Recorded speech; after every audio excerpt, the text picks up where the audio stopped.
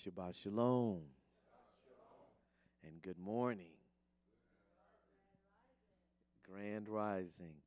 Ta Yahweh Hamevarak le Alam Vayed. Barukata Yahweh Eloheinu Melech HaAlam.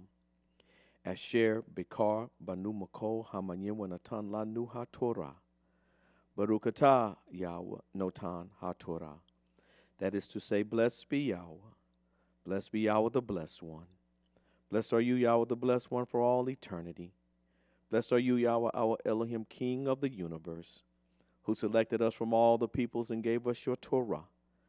Blessed are you, Yahweh, giver of the Torah, to the Elohim of Abraham, Yitzchak, and Israel, our King, our provider, our healer, our sustainer, our Elohim. Do we come before you again today, Master, as your witnesses on your set-apart day? This is the Sabbath day that you set aside for Israel. And we come to you again once again, Master, just thanking you for all things, asking you and begging you, our King, to forgive us of our sins. Cleanse us of unrighteousness, Master, that our prayers be not hindered, and that the words of my mouth and the meditation of our collective hearts here today be acceptable in thy sight. For we come out today, Master, because you have ordered us to in your word, and we know that your word is true and it is pure, and it shall never fall to the ground. And whatever you say, Master, you said it shall stand. So we come out today out of fear, out of love, and out of obedience to thy word. And we ask that you will continue, Master, to look upon us with favor, that you will continue to show us your mercies as you do every morning, O King, that you have provided us life, health, and strength, food, clothing, and shelter, knowledge, wisdom, and understanding. We thank you, Master, for taking us out of idolatry more than anything and showing us your truth, that we may come to you and return to you. And you said that if we do, you shall return to us. And as we indulge in your word, Master, and get to know you and we meditate upon it, that you show us and reveal your truth more and more to us, O King. And we thank you for that. We thank you for all that are here and the families that are represented, O King. We ask that you would continue to just have mercy upon our families, and that the word that go forth from us, that it may ring true in their ears, and that you may wipe away the smudge from their eyes, O King, and wipe away their deaf ears, that they may see and that they may hear and that they may also turn back to you. We thank you for this assembly. We thank you for our leadership here, O King. We thank you for keeping our children as they have traversed throughout this land all week long, and that you have brought them home safely as you did us also. We thank you, Master, for those that may be assembled with us online today, that the distance may have been too far and they may be sick in their bodies, O King, and that you would count them as part of this assembly, as assembling today on this Shabbat. We thank you, Master, that you have kept us healthy, that you have given us gainful employment, O King, and you have made life as comfortable as it can be while we are here in this exile. We thank you, Master, for all things. We ask that you would just continue to keep us until we can meet here again. This is our prayer. Amen.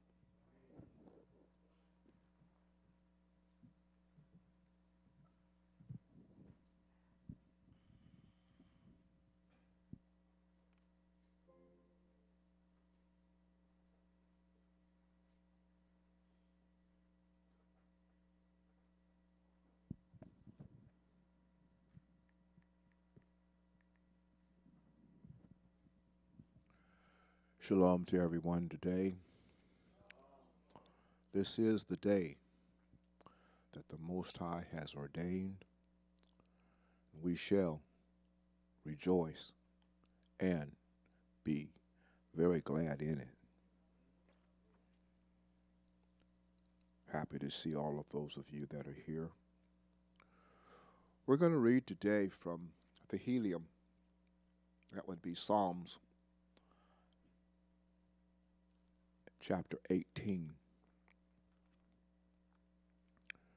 And it says that for the leader, by David, the servant of Yahweh, who addressed the words of this song to Yahweh on the day when Yahweh delivered him from the power of all his enemies, including from the power of Shaul. Let us begin to read. He said, I love you, Yahweh, my strength. Yahweh is my rock and my fortress and deliverer, my El, my rock, in whom I find shelter, my shield, the power that saves me, my stronghold. I call on Yahweh, who is worthy of praise, and I am saved from my enemies. For the cords of death surrounded me, and the floods of Belial terrified me. The ropes of Sheol were wrapped around me. The snares of death lay there before me. In my distress, I called to Yahweh. I cried out to my El. Out of his temple, he heard my voice. My cry reached his ears. Then the earth quaked and shook. The foundations of the mountains trembled. They were shaken because he was angry. Smoke arose in his nostrils, and out of his mouth came devouring fire. Sparks blazed forth from him. He lowered heaven and came down with thick darkness under his feet. He rode on the cherub. He flew, swooping down on the wings of the wind. He made darkness his hiding place, his canopy thick clouds dark with water. From the brightness before him there broke through his thick clouds, hailstones, and fiery coals. Yahweh also thundered in the heavens. Ha-Elyon sounded his voice, hailstones and fiery coals. He sent out arrows and scattered them, shot out lightning and routed them. The channels of waters appeared. The foundations of the world were exposed at your rebuke, Yahweh, at the blast of breath from your nostrils. He sent from on high. He took me and pulled me out of deep water. He rescued me from my powerful enemy, from those who hated me, for they were stronger than I. They came against me on my day of disaster, but Yahweh was my support. He brought me out of an open place. He rescued me because he took pleasure in me. Yahweh rewarded me for my uprightness. Yahweh rewarded me for my uprightness. Yahweh rewarded me for my uprightness. He repaid me because my hands were clean. Come on now. Come on now. Come on now. For I have kept the ways of Yahweh. I have not done evil by leaving my El, for all his rulings were before me. I did not distance his regulations from me.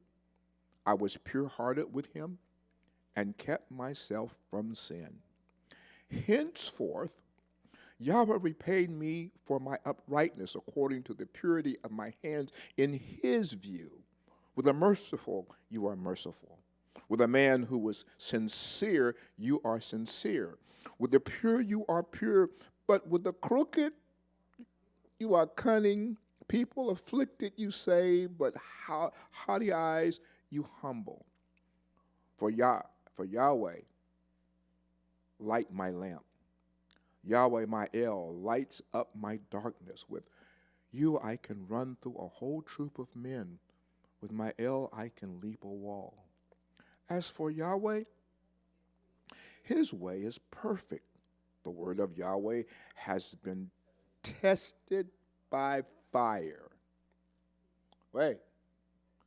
The word of Yahweh has been tested by fire.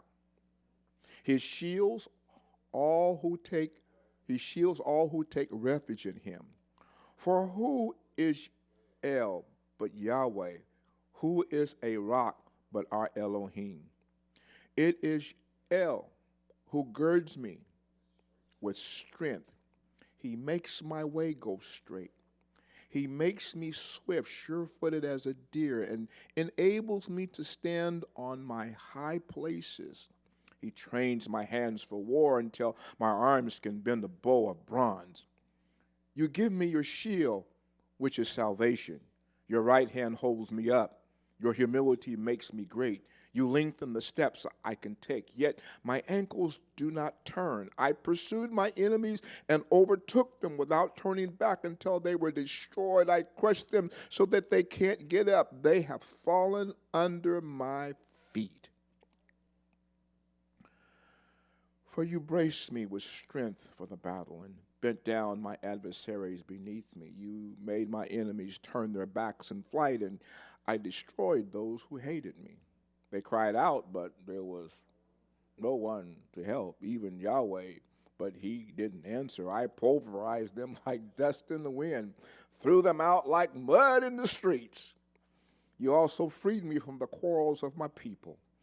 You made me head of the nations, and people I did not know now serve me. The moment they hear me, they obey. Foreigners come cringing to me. Foreigners lose heart as they come trembling from their fortress. Yahweh is alive. Blessed is my rock. Exalted be the Elohim of my salvation. The Elohim who avenges me and subdues people under me. He delivers me from my enemies. You lift me high above the enemies. You rescue me from violent men. So I give thanks to you, Yahweh, among the nations. I sing praises to your name. Great salvation he gives to his king. He displays grace to his anointed, to David and his descendants forever. Hallelujah. Hallelujah. What an awesome song. You may be seated. What an awesome song that the king, the anointed one, responds to the one who has delivered him from all of his enemies. Isn't it awesome? We have enemies. The Most High delivers us from all of them. And he causes us to stand upright. And there's a word in this text that he uses here in verse 31. For Elohim, his way is perfect.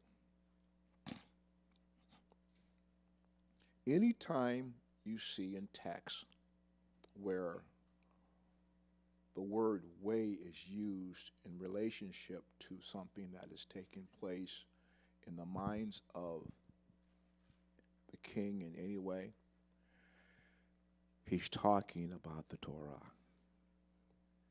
So he's saying here, your Torah is perfect. Your instructions are perfect. This is a congregation of Hebrew Israel. We are part of the nation of Hebrew Israel. We're just a small part of it. The nation is much larger than just us, but we're doing our best to hold up our end. Know this and understand this. We will teach the Torah. We will give you understanding of what the Torah is saying. We will abide by, go to Devarim chapter 4, I think it is. We'll go to Devarim chapter 4, but these are our instructions. Now,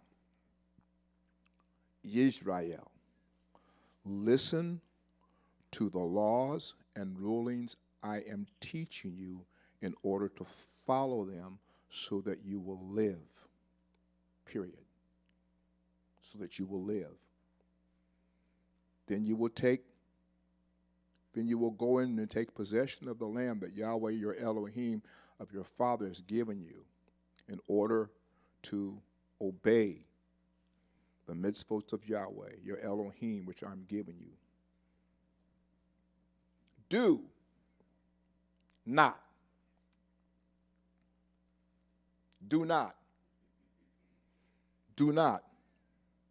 add. Don't add your policies, don't add your principles, don't add your convictions. Do not add to what I am saying, and do not subtract from it.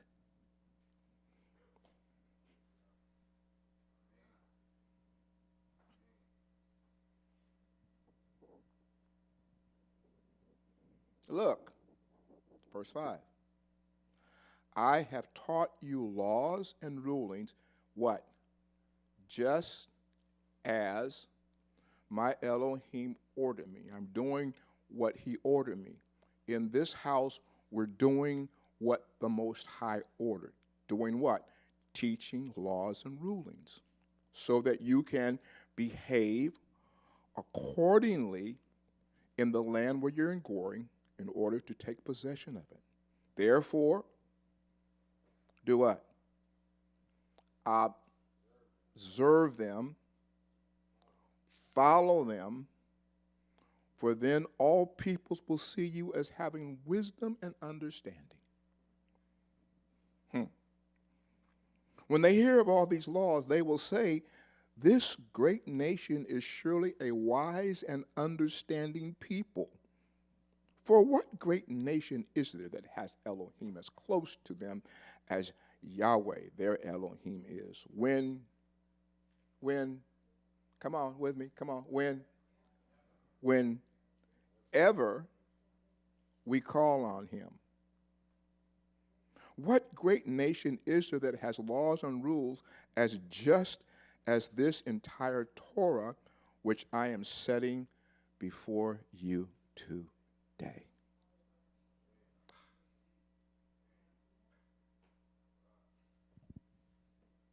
That's almost a mic drop.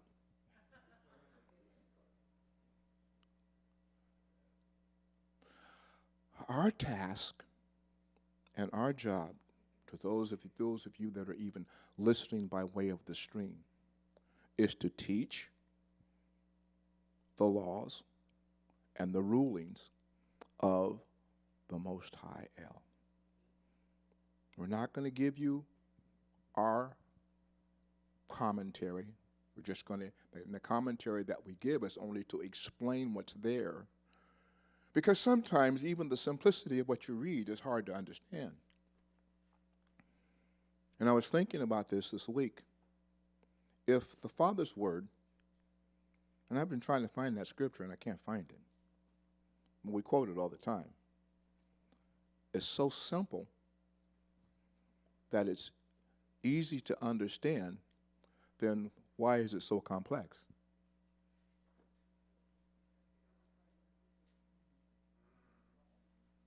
If it's so simple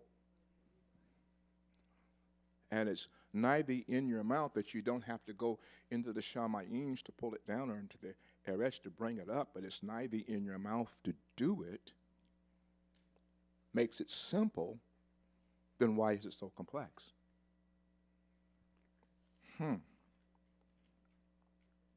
Did the Most High give us something we couldn't understand?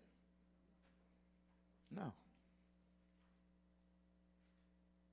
It's easy to understand a way of life. When the mitzvot and the rulings of the Most High become a part of your ways and your actions, it becomes automatic to you in the way that you live your life, just like you got up this morning and you didn't think about it. First thing you did was you went and washed yourself. You had to wake up from your sleep, so you had to wash your face. Didn't think about it, wash your face. Didn't think about it, you put on your pretty face. Didn't think about it, just did it.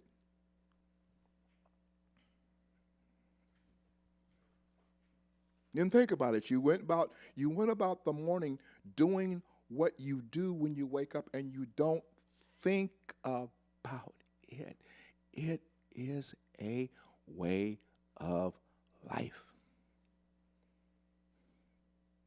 So when these mitzvot and these rulings of the Most High really get into the into the source of your being and your construction of your mind, we walk out our life and we just do it. Don't think about it. I don't have to think about whether I'm breaking a commandment or not.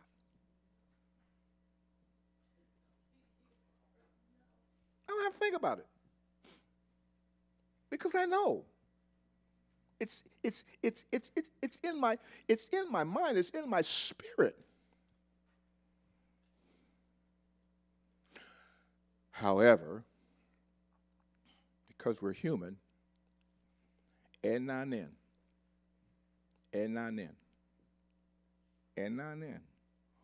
we get a little crooked on one. And now and then. And when we get a little crooked on one, the Most High is so gracious. He's so gracious.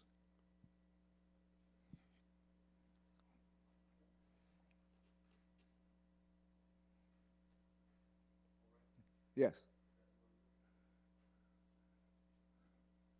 Well, yeah, that's the one I just quoted. Yeah, I just quoted them. Thank you. For this mitzvah which I'm giving you today is not too hard for you. It's not beyond your reach. It isn't in the sky that you need to ask. You need to, for us, bring it down and make us hear it so that we can obey. Likewise, it isn't beyond the sea so that we need to ask who will cross the sea to bring it to us and make us hear it so that we can obey. On the contrary, the word is very close to you in your mouth.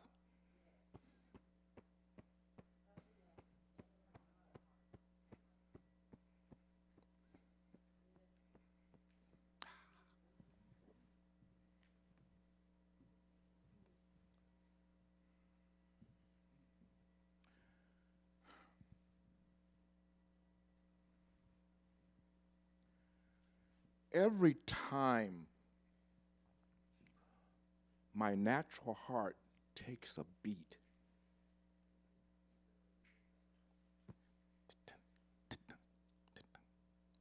it reminds me that this Torah is in my spiritual heart.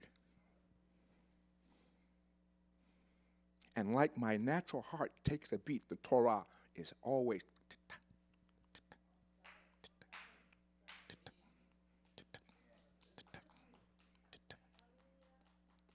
and it keeps me alive. It keeps me vibrant. It is the lifeblood that allows me to function. And every night when I lay my head down on that pillow, I can hear it. I hear the beat of my heart. I hear the beat of Torah beating in my mind. And I'm like the king. I start meditating. I start meditating upon that which is keeping me alive. And now and then,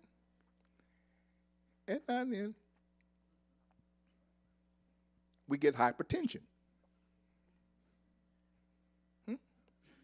We eat something that causes the heart to, and then you go, there's something wrong in my system. My heart's beating too fast. I know you all don't like to spiritualize things, but I'm going to do it. And then when we get to that point where we're off key, where the spirit within us and the Torah within us is a little off key, the Most High shakes us and says, okay.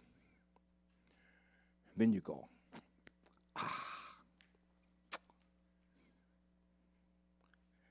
It's just that we may have forgotten.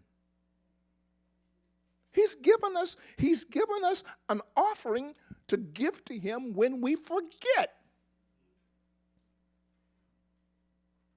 And we come to him and we say, I forgot. And our heart, we begin to just express our sincere, because he's looking for sincerity. Father, I'm sorry. I didn't mean. Please forgive me. Because all we can offer him is our heart. If we're in the land, we got to bring something. This is funny. Can you see all Israel every day, as big as Israel is?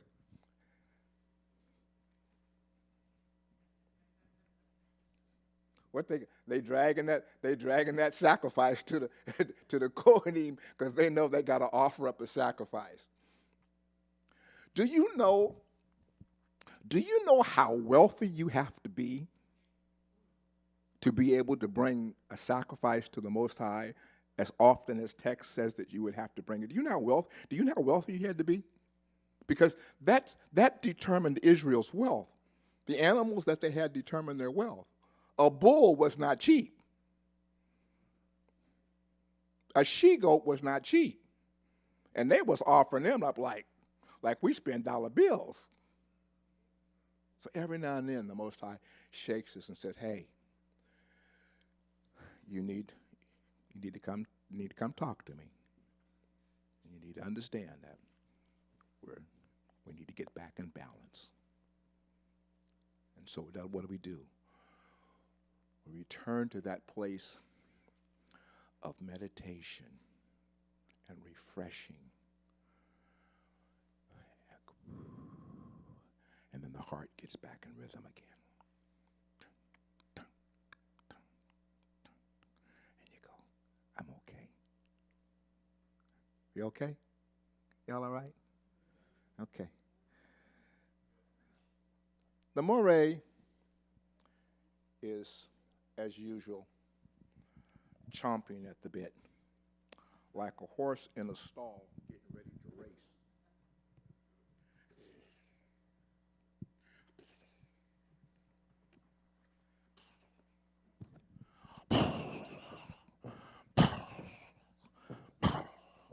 So,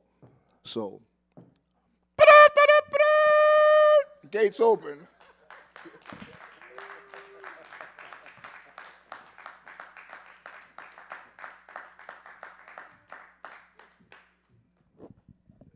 It never ceases to amaze. Never ceases to amaze. To the beneficent, the Most High, who has created everything in 6 days, who is, I'm going to take a turn today. Maybe y'all have heard this. Who is slow to anger, who is rich in grace and mercy and in truth, who is compassionate beyond understanding, punishing those generations that do not abide by the ways of the Most High. To that one that has professed and made everything that we have, I am honored to stand before you today and say, bless the name of the Most High. Eye Asher Eye, El Elyon, Yahweh Rapha, Yahweh Yireh, Yahweh El Elyon, Yahweh Sevaot, Yahweh Nireh. All of these things talk about the attributes of the Most High, the things that the Most High encompasses. So to the Most High, I say thank you for allowing me to be here today amongst your people to observe this mitzvot we call the Shabbat. On the seventh day, we observe the Shabbat. Amen. I am glad to be here. I am so glad to be here today. The Most High has had quite a discussion with me this last 24 hours. Had a long discussion with me. And I'm excited to present what I think I'm going to present today. I always try to be a vessel for the Most High. Try to put Sean on the side and we hear from the Most High. So I thank the Most High and allowing the Most High to use me as a vessel to come before the Most High's people. To all of you that are watching by way of the stream, to our digital family, for those of you that are far away, that do not have a congregation to be with today, we are pleased and honored to be your digital family. For all the Hebrews that are around the world, Pan-Hebrewism, Shabbat Shalom to all of you that are worshiping on this day of rest that is ordained by the Most High. Shabbat Shalom to all of you. For those of you that are joining that have an ailment in your body, I saw in the text messages this week for the Hebrews in exile, Gail was happy this week. She had, I don't know what was going on in her body and what was going on in her mind this week, but she expressed all this adoration for the Most High and in her spirit and how the Most High had gave her something this week. Joy beyond understanding is what I understood in the text message. So Shabbat Shalom to all of you that may be suffering from something. Shabbat Shalom to all of you that are observing the mitzvot that will not allow you to be here today because it deals with what?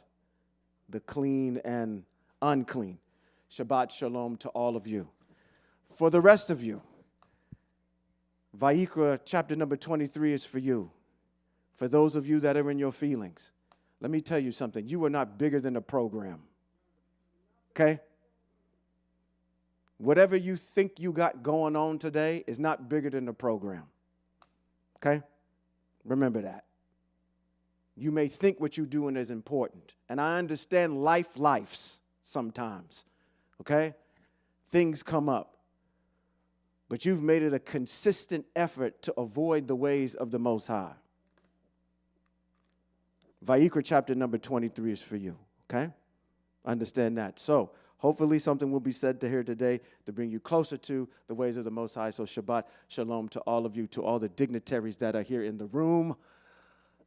The Honorable Moray Gerald Beacom.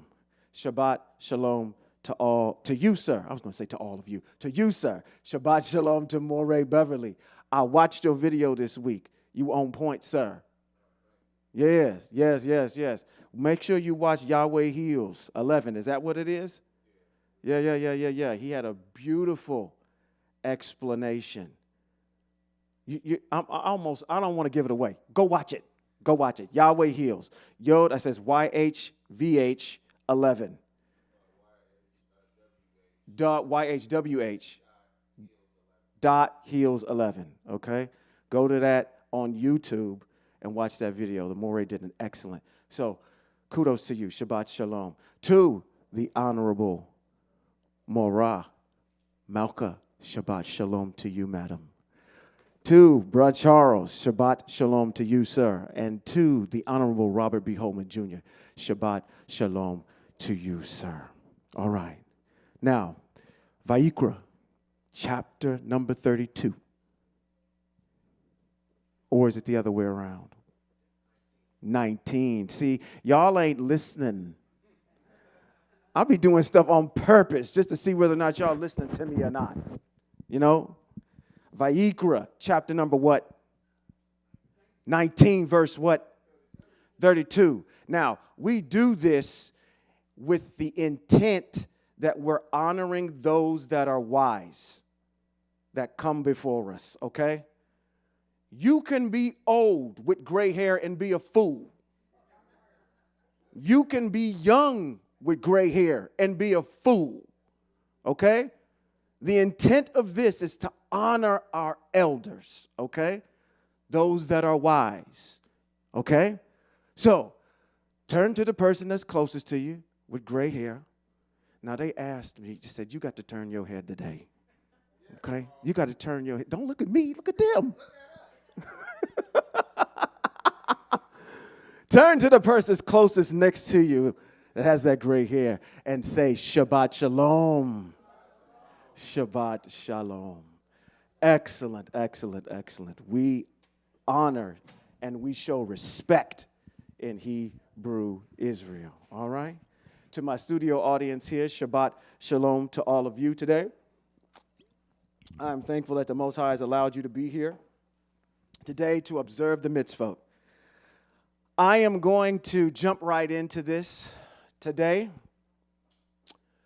I want to start out by saying, and kind of finishing what I started by saying earlier, is that the Most High had quite a bit of a discussion with me.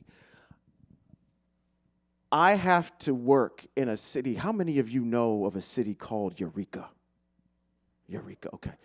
Eureka from Sacramento is about a 5.5 hour drive, okay? On this drive, you go through all this beautiful country. You go through Willits, and you'll go through Garberville, and you'll go through Laytonville, and you go through all these villes that are up there. You'll go through Fortuna and all these different places. And there's these beautiful redwoods that are along the way. And you witness, you know, you can sit back and be in awe of the things that the Most High has created. I got to thinking about what I was getting ready to speak about. And the Most High had a little bit of a discussion with me on this. This is almost going to be a very tantamount chapter and verse that we're going to go over today. I'm going to amend this. Okay? We are not going to tackle 35 today. We're not going to do that. I think that there's too much content that's in 34 that we're going to be here for a while today. You know, when you watch a movie and they say this is rated R, G, X, whatever, it has these ratings on it, rated E for everyone, okay? This is going to be the one, if you're a newbie, you're going to have maybe a little bit of an issue today, okay? I mean to maybe start going the level of content that I'm going to go over today. So there are going to maybe be some concepts that more of the intermediate to the advanced are going to know. If you're a newbie, that's okay, all right? But hopefully I set up enough groundwork for you to tag along with us today, okay? 34 is what I would call the pretty bow that ties everything together. Now, from chapters 35 all the way through 30 to 40, 35 through 40, I hate to say it, but you're going to be bored to tears. You're going to hear what you've already heard before. Okay? Does anybody know what happens in chapters number 30? Matter of fact, I see people with laptops. I see people with their books. The sefers is what you call it in Hebrew. I see you with your devices real quick. What happens in 35 through 40? If you don't know, just skim it. 35 through 40 is going to talk about one issue. It is going to talk about that. It's going to talk about now they're getting ready to build that. 35 through 40 is nothing but just, okay, you got the instructions. Now it's time to implement the instructions. So the general contractor is on site. The architect has now designed it. The land developer has picked out the land upon which it's going to be placed upon. We have all of the blueprints ready, set up, and now it's time for the contractor to come on site and start building. That's chapters 35 through 40. Chapter 34 is the last gateway to trying to understand everything that's come before it from chapters 19 through 34. It's the bow that puts everything on at the end. I want to get back to the statement that I said. The Most High spoke with me about this model. I am going to amend that today slightly. I got this overwhelming sense when the Most High was speaking to me saying, hey, listen, your postulation or what your hubris about that, you're probably about 75% of the way there. Chapter number 34 will give you the last 25%. So we're going to change some nomenclature today with this, okay? This nomenclature that I'm using here is Two of them are somewhat, or at least one of them is metaphorical. When I say the ketubah is a metaphor. It's the marriage contract. That's what the ketubah is, okay? It represents the joining of Hebrew Israel to the Most High. I'm going to be very literal today. Instead of being metaphoric, I'm going to be literal with this, okay? And hopefully this will wrap all this up for you. All right. I'm going to jump into 34. That's the ground rules I'm going to lay here today, okay?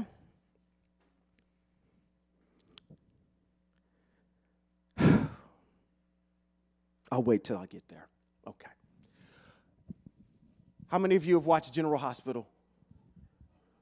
How many of you have watched The Young and the Restless, The Bold and the Beautiful, Beyond the Gates? Y'all know what Beyond the Gates is, right? What do they usually do at the beginning? There's this series that I'm watching. It's called The Boys. I'm watching this other series that I just got done with. It's called Fallout. I didn't watch those two. Those was on Amazon Prime. And one of the things that they do in those series is what? Previously on this is what happened. Previously to chapter number 34, what happened? Previously in chapter number 32, we have the instantiation of the golden calf, right? We see where the tablets were broken. I am not going to allow you jokers to have my blueprints to my house. I am not going to dwell amongst idolatrous folk. You are nowhere near getting these blueprints to this thing, okay? So Moshe destroys the tablets. What else does he do? Takes that golden, there we go. We put it in the water. And then we see who stands with the Most High. Okay? The Levites come and step up, and then they slaughter how many people? 3,000. And they knew who to slaughter, right? Because we have that analogy that's made with that further mitzvot that's in Bad Midbar, chapter number 5, verse 11, starting there, talking about the jealous husband. Okay? We tied that in there. Okay? That's chapter number 32. What happened in 34? Now it's time for you jokers to move. Okay? Moshe had some concerns. He said, I don't want to move unless what? You show me. The Most High showed Moshe the glory of the Most High. Right? That's what we see there in chapter number 33. Okay, so there to move. We've got this what? The Most High is what by day? Fire and a cloud by day, and what is the Most High at night? By night. Okay, so they could travel, right? Or whenever they saw the Most High, that's where they rested. When the cloud lifted is when they were supposed to move. We good? We in text? We in text, okay. So that's previously to what has happened. Now, I'm being very adamant. I want you guys we're going to slow way down. That's why I'm saying we're only going to tackle 34 today. We're going to slow way, way down. Chronologically, where we're at right now, the Most High has spoken words to Moshe, and they have been recorded. What do we have right now? Golden calf happened. Tablets are broken. Hint, hint, I'm giving you the answer there. Tablets are broken. Moshe now sees the glory of the Most High. They've been told to move. What do we have as Hebrew Israel from the Most High on instruction? What do we have? Do we? Okay, so you said all the commands. Not yet. We're going to get to that in 34. I want to know before 34, what do we have?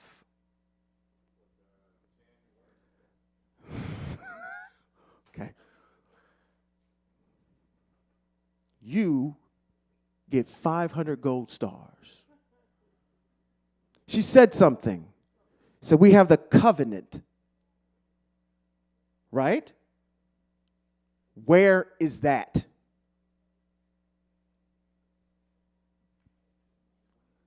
Shemote chapter 20 to 23. It's all you have. Let's go there, brubby. Let's go to Shemote chapter number. I didn't think I was going to be doing this early, Most High. I thought this was going to be later.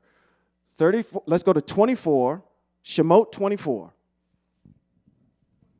Shemote 24.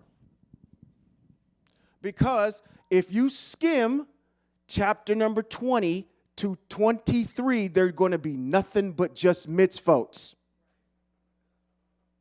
The Most High, let's put this together for you. The Most High calls out Hebrew Israel from captivity. They cross the Red Sea. They meet the Most High at Mount Horeb. They're sequestered for X amount of days so they can be clean before the Most High begins to speak to Hebrew Israel. The Most High speaks to Hebrew Israel in chapter number 20 and says what? Let's go there. I'm sorry, you're bouncing all over the place. Let's go to the beginning. Chapter number 20. Shemote. Exodus, chapter number 20. This is why I said we're going to spend a lot of time in 34 today. 20, right? Because the prior chapter, 19, establishes that they were sequestered and they had to wait X amount of days before the Most High was going to talk to Hebrew Israel. Correct? Okay. So if we go to chapter number 20 of Shemote or Exodus, it says what? Then El said these words, I am Eye Asher Eye, your El, who brought you out of the land of Mitzrayim, out of the abode of slavery. That's where we get this idea of saying, you have abandoned the Most High and worshiped another El. Your curse got instantiated when you broke that first one. Okay? If you keep continuing to read all the way down to verse 15, because those are what the world calls the 10 Commandments. Right? If you read down all the way to 15, right? There's where the break is. It says, all the people experienced thunder and lightning, the sound of the shofar, and the mountain smoking. When the people saw it, they trembled. Standing at a distance, they said to Moshe, you speak with us, and we will listen. But don't let El speak with us, or we will die. So, this is the portion where Hebrew Israel is saying, we don't want to hear from the voice of the Most High anymore, directly. We'll listen to you, Moshe. You go speak to the Most High. Okay? The commandments continue on when you start, because you have that little dissertation in there. I actually want to go through 19. It says, Eye Asher Eye. If you go to 19, said to Moshe, here's what you are to say to the people of Israel. You yourselves have seen, I spoke with you from heaven, and you are not to make with me ells of silver, nor are you to make ells of gold for yourselves, so on and so forth, all the way down till you get to the bottom of the chapter. When you get to chapter number 21, flip over to 21. These are the rulings you are to present to them. Then it kicks off. The dissertation here is that chapter 20 starts your mitzvot. After the first 10, that is when the people of Israel said, we don't want to speak directly to the Most High. You, Moshe, go speak. And then you bring back to whatever the Most High said. 21 through 23 is all of that. Okay? So it's not just the 10 Commandments. They're more than that, obviously, right? Way more than that. Okay. It's not until you went too far, bro B. Let's go back to 24. So I just told you that your commandments, and you used the word. What was the word you used? Covenant. The Most High is speaking to Hebrew Israel starting in chapter number 20. After the first 10, Moshe gets it. Now, from 21 all the way through 23 is the rest of what the Most High is saying to Moshe. Let's go to 24. Now, after all this has been said, we're going to go to the covenant. That's right. Well, actually, we're going to go start at verse 1 and 24. We're going to read all the way down. We're going to read the whole thing. Not all of 24, but through like verse 7. 24. It says, to Moshe, Eya Ashe Eya said, come up to Eya Ashe Eya. This is while he's still up there with Eya Ashe Eya. He's giving him instructions that when you come back the next time to get the tablets, this is who you're going to bring with you, right? You're going to bring the 70, you're going to be the elders.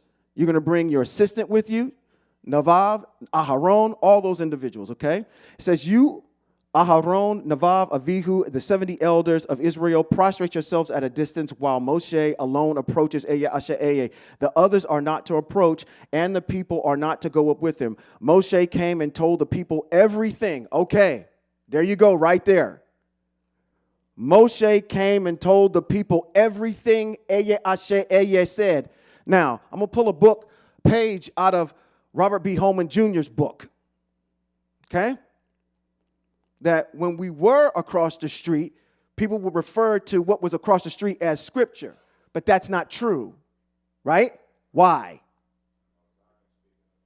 Most High is not speaking. And how can that be scripture if it's being written at the same time?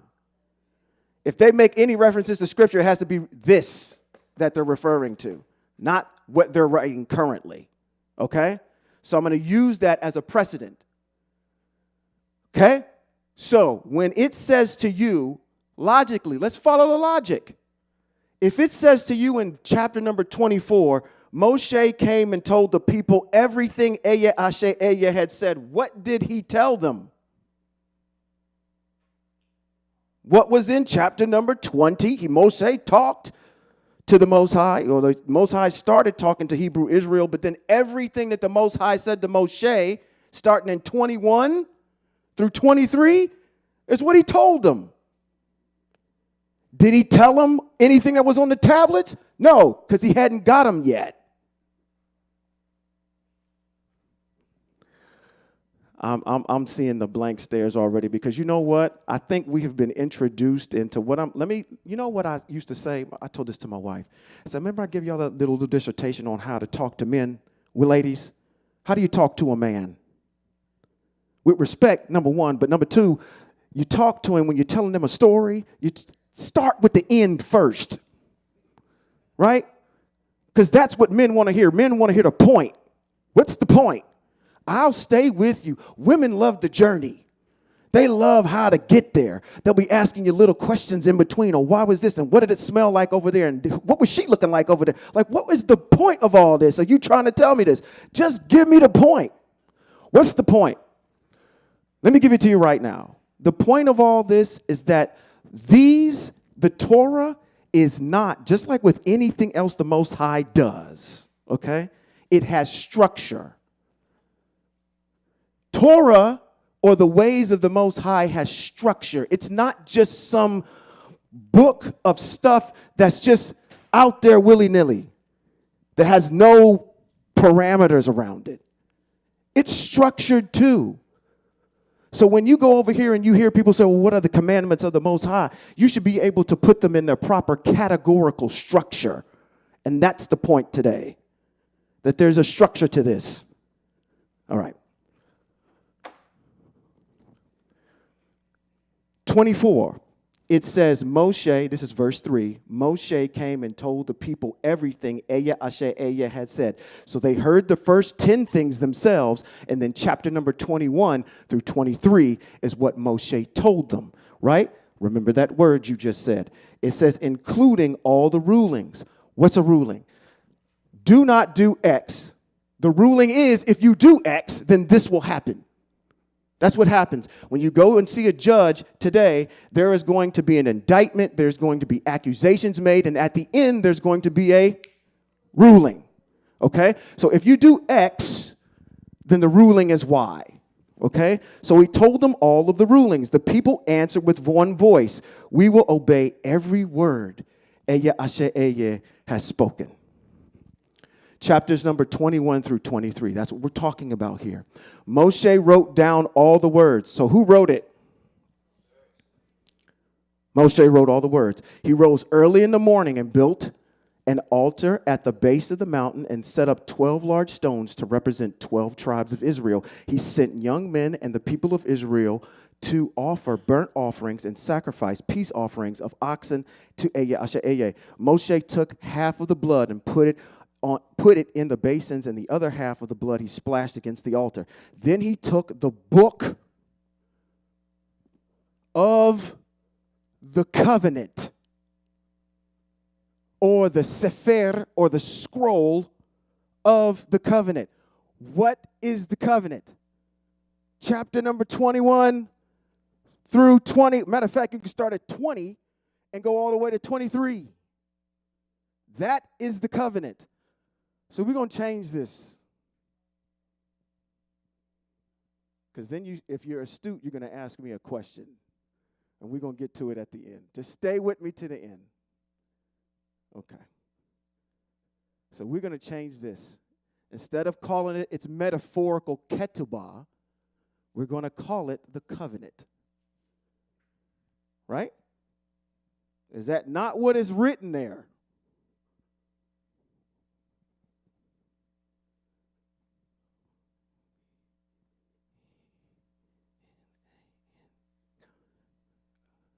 I'm missing some letters. COENVENANT. I'm missing my A. Ooh. Yeah, just a T. I need that T. There we go. All right.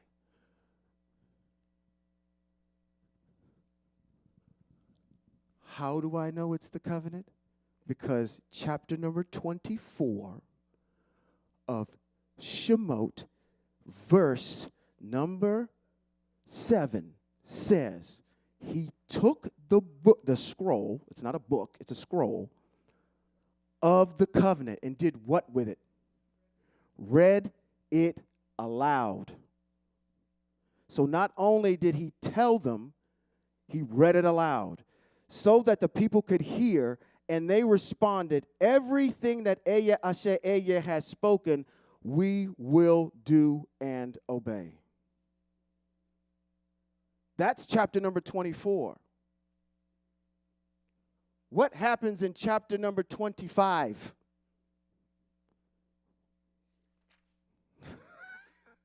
Chapter number 25, if you read it at the beginning, it says, tell the people of Israel to take up a collection for the contribution. Anyone who wholeheartedly wants to give the contribution, to take from them is to consist of gold, silver, and bronze, blue, purple, and scarlet yarn. What is that for?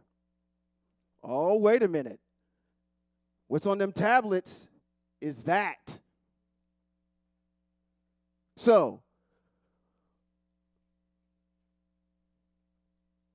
25 through 31 is nothing but this. The tabernacle, its construction, the people who are supposed to serve in it, the articles that go in it, how they're made in their construction. That's chapters number 25 through 30. How do I know that those are on the tablets? Go to the chapter number 31. Let's go to after it's already done. And you can skim that. Chapters 25 through 30 are going to be nothing but everything that deals with the tabernacle. Let's go to the last verse, because in we go to 31. Because 31 starts out with who's going to be doing the adorning all of these particular pieces. Bezalel and Oliav. Those are the two guys that are in 31 that it talks about at the beginning.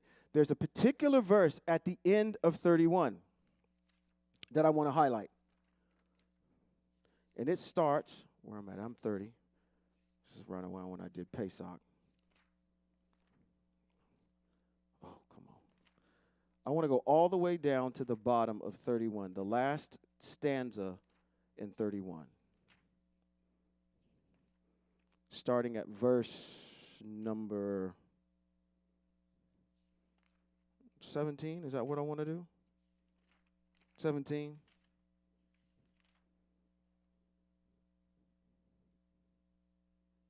Let's do 17. Whoever says 17, let's start there. Okay, let's do 17. It is a sign between me and the people of Israel forever. For 6 days, Eya Asher Eya made the Hashamayim, which is the heavens, and the Eretz, which is the earth. But on the 7th day, Eya Asher Eya stopped working and rested. When the Most High had finished speaking with Moshe on Mount Sinai, Eya Asher Eya gave him the 2 tablets of the testimony, tablets of stone inscribed by the finger of the Most High. Who wrote this? The covenant. Moshe. Who wrote this? The Most High. What's on that? The tabernacle is on that. Okay? So we've got a covenant, and then we got the tabernacle written on these tablets, right? Chapter number 31. I said in chapter number 32, what happens in 32? The golden calf. Moshe's coming back down the hill, and he destroys these tablets. So when I asked you earlier, what do we have written in play right now before we go to chapter number 34, what do we only have? The covenant. That's it. We don't have anything else going into 34. All right? Because in 32, we have the golden calf that gets smashed, and then we see in 33, it's time for you guys to move. Show me your glory. And that's what the Most High does. Now we're picking up in 34. All right? We're going to pick up where you just started. Okay, 34. We got a good backdrop on where we are. Only thing that we have written is the covenant. And that has been written by the hand of Moshe. All right, 34. Hopefully you guys will see it, and I won't have to do too much explaining. Eya Asher Eya said to who? Who? Moshe. Do what? Cut yourself 2 tablets of stone like the first ones, and I will inscribe on the tablets the words that were on the first tablets. Full stop. What were the words on the first tablet? The tabernacle.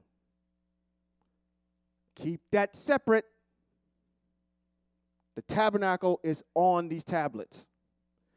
Because the Most High said, I'm going to rewrite those and put them on there. Let's keep going. It says, be ready by morning. In the morning, you two are to ascend Mount Sinai and present yourself to me on the top of the mountain. No one is to come up with you, and no one is to be seen anywhere on the mountain. Don't even let the flocks or herds feed in front of the mountain. Moshe did what? He cut those 2 stones, didn't he? Like the first ones. Then he got up early in the morning, and the 2 stone tablets in the hand, with the 2 stone tablets in his hands, ascended Mount Sinai as Eya Asher Eya had ordered him to do. We clear with where we are at. The only thing written we have is the covenant. And now we see Moshe going back up the mountain to get this covenant, this instruction for the tabernacle rewritten. By whom? The Most High. All right, there we go. Eya Asher Eya descended in the cloud, stood with him there, and pronounced the name of Eya Asher Eya. Maybe this might sound familiar to you. Eya Asher Eya passed before him and proclaimed. Let's stop something for a second. I'm going to pick on you, Mac, today. Oh, yeah, I'm going to pick on you today. Okay. Let me have the microphone. Let me have the microphone.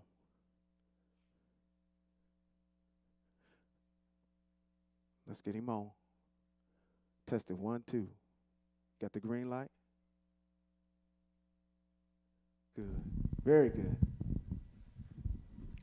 Okay, before you start, I want you to participate. I'm looking around the room here. Judy, you want to participate? You don't even know what I'm getting ready to do. You don't want to participate? Okay. Livy, you want to participate? She said, no, I don't talk either. I know not to. Matter of fact, you want to participate? You'll participate. Okay. So make sure your mic is on, too. We're going to go over here. 30 seconds. Tell me about yourself. Who are you? My name is Mac Ross. I was born in San Francisco. My mom and dad, Dolly Ross, McKinley Ross, family of 10. I'm the eldest son. Grew up in San Francisco, graduated in San Francisco. I'm a father of 4 and a grandfather and a great-grandfather. Okay. Anything else about you? That's yes, I'm here today because I want to learn about the Most High. I want to learn more about the Most High. So, excellent. Yes, I'm here today on a journey. Excellent, excellent, excellent work. Want you to do the same thing. Tell me about yourself. 30-second drop. Go. Shabbat Shalom. Shabbat Shalom. My name is Rosalind Abia Yisrael, and I am a child of the Most High. I was born in Oakland, California. I have 2 daughters, 1 son, and I have 3 grandchildren and 2 great-grand. Yeah, and I'm here also to learn more about the Most High and increase. Excellent, excellent, excellent. I did that for a reason, because this is what we're going to get into next. Because if the Most High walked in here right now and you said, what power is this in the room? Explain what you are. What is this? This is what the Most High would say. In verse number 6, it says, Eya Asher Eya passed before him and proclaimed, Yod He Vav He, Yod He Vav He, Eya Asher Eya is El, merciful and compassionate. I am merciful and compassionate. I am slow to anger. I am rich in grace and truth. I show grace to the 1000th generation, forgiving offenses, crimes, and sins, yet not exonerating the guilty, but causing the negative effects of the parents' offenses to be experienced by their children and grandchildren, and even to the 3rd and 4th generations. It's interesting to me that without even being provoked, you guys talked about your grandchildren and your lineage, and the Most High does the same thing. So if the Most High introduced the Most High to you, that's what the Most High would say. I'm compassionate. I'm truthful. I am El. First of all, let's get that straight. If you was wondering what in the world I am El. Nice to meet you. Right? Okay, let's start there first. All right. So we have that dissertation there, verse number 8. It says, at once Moshe bowed his head to the ground, prostrated himself, and said, if I have now found favor in your view, Eya Asher Eya, then please let Eya Asher Eya go with us, even though they are a stiff-necked people, and pardon our offenses and our sins, and take us at your possession. Though if you go and listen to this brother's dissertation, he talks about good tests. You don't want to test the Most High in a bad way. But how do you test the Most High? Come on, answer. You put the words of the Most High to the test. I'm going to walk in your ways. You said that I'm supposed to have this. Let's see. Okay? That's testing the Most High in a good way. What is the Most High listening to Moshe do his plea right now? The Most High just said, I'm slow to anger, rich in grace and truth. And he's putting it to the test by saying, if that is the case, go with us. This is a stiff-necked people, but pardon our offenses. I'm asking for forgiveness. I'm asking for that grace. I'm asking for that mercy. I'm asking for what you just told me you are, right? Pardon our offenses and our sins and take us at your possession, okay? Eya Asher Eya said, or Yahweh said, here, I am making a covenant in front of all the people, in front of all your people. I will do wonders such as not been created anywhere on the earth or in any nation. I'm going to say that one more time, okay? Because I think I know what this is. I have a speculation. This is me talking. I will do wonders such have not been created anywhere on the earth or in any nation. When I hear stuff like this, I hear about the return of Hebrew Israel. Okay? What nation of folk has been put through the ringer like y'all have, been disobedient like y'all have, lost y'all land, and then regained it back? Okay? There is a lot of stuff to unpack here. You can probably make all kinds of references to this or what this actually is, but when I hear it, that's what I'm saying. This is a group that's not entitled to anything at all. And this is a wonder in itself. Name me another L that has instantiated people, had it fall off by the wayside by their own disobedience, and I have reestablished their statehood amongst all nations. Risen from the, what is that? Oh, what does the song go? I know y'all young people know. Started from the bottom, now we're here. Who is that? Drake? Okay, I'm sorry. Drake. Okay, verse number 10. Let's keep moving forward. It says, I will do such wonders as have not been created anywhere on the earth or in any nation. All the people around you will see the work of Eya Ashe Eye. What I'm going to do through you will be awesome. Observe what I am ordering you to do today. Here, I am driving out ahead of you the Emori, the Kenani, the Hitti, the Pizari, the Hivi, and the Uvisi. Now, let's listen to what the Most High has to say. The Most High says, Hebrew Israel, be careful not to make a covenant. You got one already, okay? Do not make a covenant with people living in the land where you are going so that you won't become a snare within your own borders. Y'all are still under that. For those of y'all that are still doing what you're doing with the sun worship thing, y'all are still under this. Rather, you are to demolish their altars. This is what Shemote talked about last week. Okay? He didn't know he was actually teaching my lesson. That's why I sat over there and say nothing. You just go ahead and just talk. Let the Most High use you. Remember, rather, you are to demolish their altars, smash their standing stones, and cut down their sacred poles, because you are not to bow down to any other El. Since Eya Ashe Eye, whose very name is jealous, is a jealous El. Do not make a covenant with the people living in the land. It will cause you to go astray. I don't know if this is reading us like a book. You will go astray after their Els and sacrifice to their demigod. No, their Els. Then they will invite you to join with them in eating their sacrifice.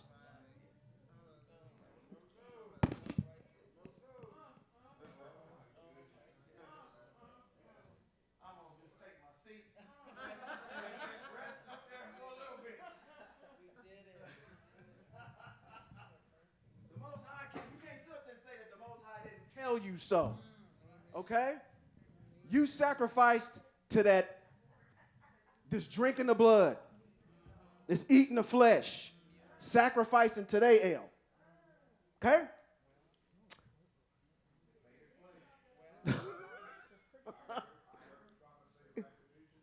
Make it plain.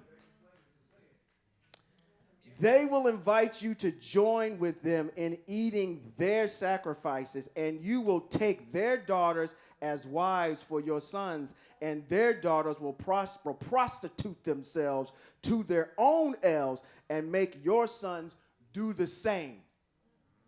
Number one. Number two, do not cast metal elves for yourselves. Number three, keep the festival of matzah by eating matzah as I ordered you for 7 days during the month of what? When is that? In the spring. That's what Aviv means. It means springtime. Says, for it was in the month of Aviv that you came out of Mitzrayim. Next, everything that is the first of the womb is mine. All of your livestock you are to set aside for me, the males, the firstborn of the cattle and flock, the firstborn of a donkey, you must redeem with a lamb. If you won't redeem it, break its neck. All the firstborn of your sons you are to redeem, and no one is to appear before me empty-handed. Next one. 6 days you will work, but on the 7th day you are to rest. Even in plowing time and harvest season, you are to rest. Observe Shavuot. Observe the festival of Shavuot with the first gathering produced of the wheat harvest. That's what Shavuot is. It's a wheat harvest festival. Says, and the festival of ingathering at the turn of the year. What is the festival of ingathering? Sukkot. That's at the end of the year. 3 times a year, all your men are to appear before El, Eye Asher Eye, the El of Israel. For I'm going to expel nations ahead of you and expand your territory. And no one will even covet your land when you go up and appear before Eye Asher Eye, your El, 3 times a year. That spoke to an issue I thought you guys brought up to me. They say, okay, well, what happens when Hebrew Israel, they're resting and these nations want to attack us, or they know that we have a festival and we got some downtime, right? What does this speak to right here? It says, for I'm going to expel the nations ahead of you and expand your territory, for no one will covet your land when you go up to appear before Eye Asher Eye, your El, 3 times a year. So even in that, nations ain't even going to think twice about coming after y'all while y'all observing these mitzvot of the El. Okay? You are not to offer the blood of my sacrifice with leavened bread and sacrifice the feast of Pesach. And sacrifice of the feast of Pesach. It is not to be left until morning. You are to bring the best fruits of your land into the house of Eye Asher Eye, your El. Continuing on. You are not, now this is one that I'm right here. This is a mystery to me. I have no idea how to explain this. Okay, this is one that I feel is everybody that's in Hebrew Israel at some point is going to pull one of these elders when we get back in the land and say, what does this mitzvot mean? Especially for our dispensation of time. When it says here, it says you are not to what? Boil a young goat in its mother's milk. Now, there's an understanding and an intent that's there. I know that we've speculated a lot about that one, but this one is included in this particular set, okay? 27, listen carefully. This is where we're going to get in the mud. Okay? Eye Asher Eye said to whom? Is this in your mind? We're up on, let's do the vision. I asked you to come back up here with 2 tablets so I could do what with them? I'm going to write on them. I'm going to write what was on the first ones. What was on the first ones? That. Okay? Now, that's what we have. The Most High just gave Moshe some more mitzvot. Right? Is that not what just happened? So we have a separation of the covenant, what's on the covenant. We have a separation of what's on the tablets. Now we have what's in chapter number 34. What's this in 34? It says, Moshe says, and right here, 27. Eya Asher Eya said to Moshe, write these words down. What words are he saying writing down? What we just read. Right? Write these words down because they are the terms of the covenant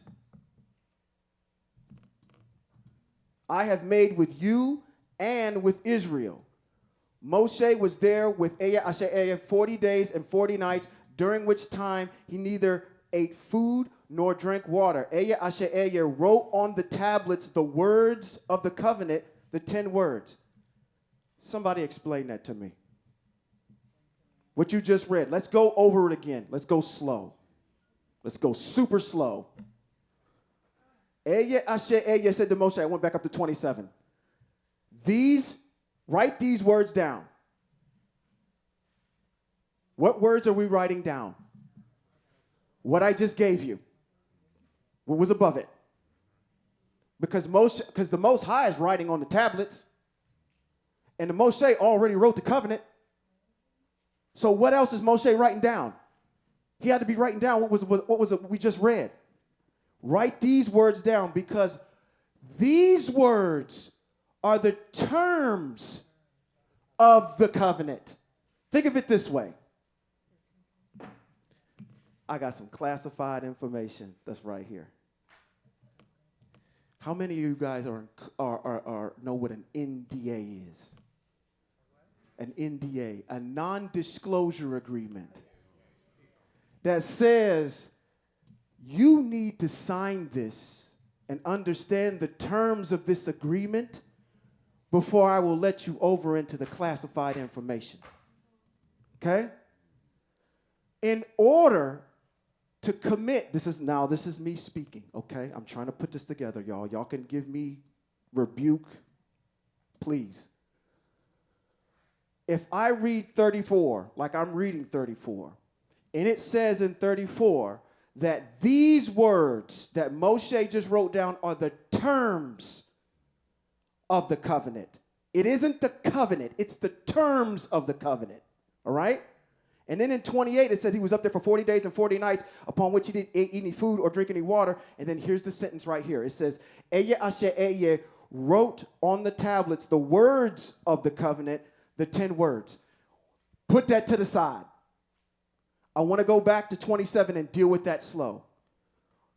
If I think about this the way I'm thinking about it, these 10 or these things that are above are your non-disclosure agreement that you have to agree to and exhibit in order to get here. You have to commit to and be participating in. Do not make a covenant with any other nation. Do not cast any metal elves. That's part of your non-disclosure agreement. Make sure you're doing the festival of matzah. Make sure everything that comes from the womb is the Most High's.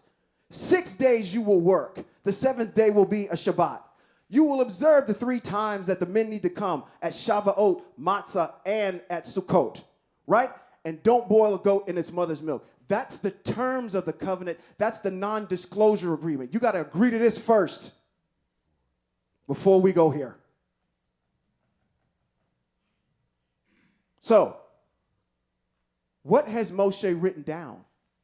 He's written down the terms of the covenant, the non-disclosure agreement, and Moshe has already written down the covenant already in 20 and 23. He's written it. That's what Moshe has. Now, he has the written covenant and he has the terms of the covenant. Right? What the Most High has written is only on the tablets. And what's on the tablets again? The tabernacle. Watch this. Let's kick down to verse number 28. Moshe was there with Eya Asher Eya for 40 days and 40 nights. During that time, neither ate food nor drank water. Eya Asher Eya, let's go slow, wrote on the tablets the words of the covenant.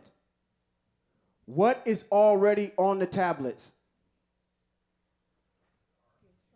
The construction. And then it says right here that the Most High did what? The Most High wrote on the tablets the words of the covenant. So not only do you have the blueprint of the tabernacle that's on the tablets, now the Most High writes the covenant on the tablets. So they're both there. You have a delineation between the two. You have not only the construction of the tabernacle, but then you have the covenant that's in there. And the Most High called the covenant the 10 words. Okay. You refer to it as the covenant. The Most High called it the 10 words. And why? There were the first 10 things that I spoke to Hebrew Israel of the covenant. It's like saying the same thing, but a different way. The Most High called it the covenant. The Most High called it the 10 words. The Most High, you guys call it the covenant. I think the covenant is probably best suited. If we were walking around Hebrew Israel and they started referring to the 10 words, you would know that it would be referring to the covenant. Because that's what the Most High called it. Are we clear? Okay. All right. Let me finish this chapter because I hope you have a question that you're going to ask me. And you haven't. Or maybe you're just digesting this. Question. Yes. Are the 10 words, do they include all of the commands and testimonies? I'm not going to answer that. I'm not going to answer that because you asking the question that I wanted to have answered. I'm doing that in jest. Say your question again slowly so everybody can hear because I cut you off because that's the question that needs to be answered. My question involved, does the covenant include the 10 words plus all of the commands, laws, testimonies, rulings of the Most High? Let me answer that. I'm going to answer that. Okay? And let me see if I can do it now. Yes, let me do it now. This is me speaking. This is me speaking. Do I have everybody's attention? This is me speaking in order to answer that question. There is evidence, because you could literally say, chapter number 20 to 23 is only a portion of the mitzvot. There are mitzvot that are in Vayikra, Bad Midbar, and Divarim. What about those? Okay? Resolve that issue. Okay. Maybe it's an easy resolve. This is the way I solve the equation. Okay?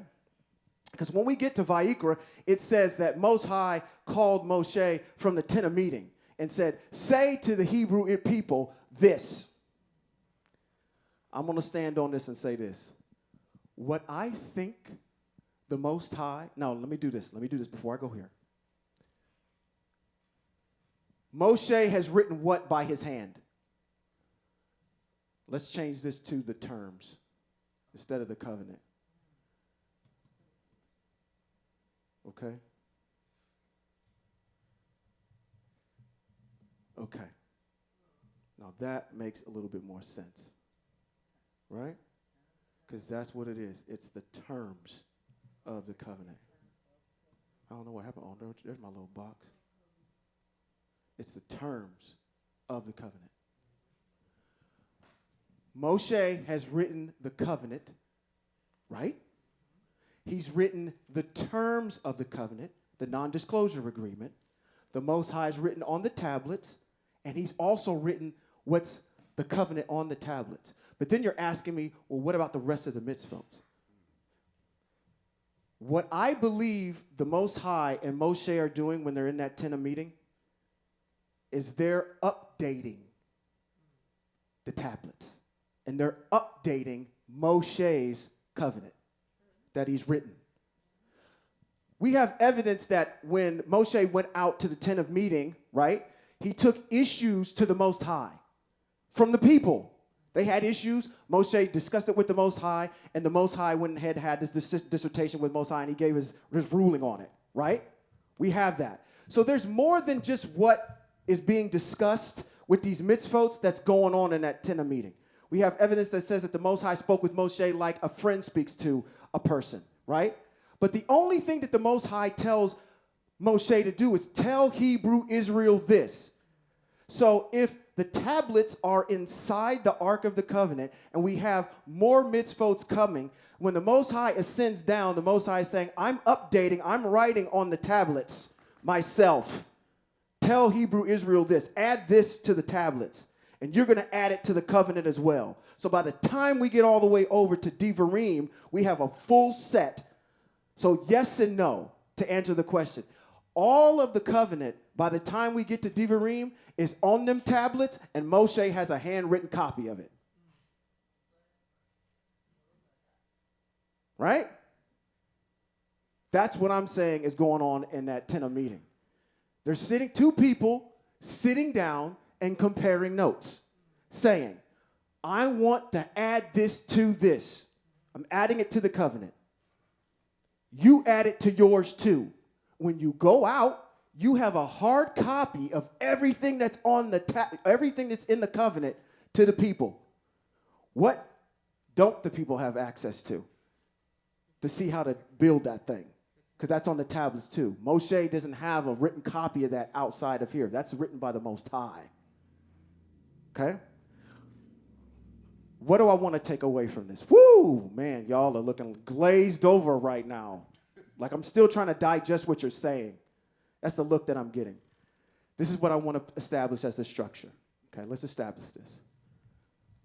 When we talk about the mitzvot of the Most High, they're not just a big group of mumbo-jumbo, succotash, something that's been thrown in a pot, and it's just all in there. No, it has structure.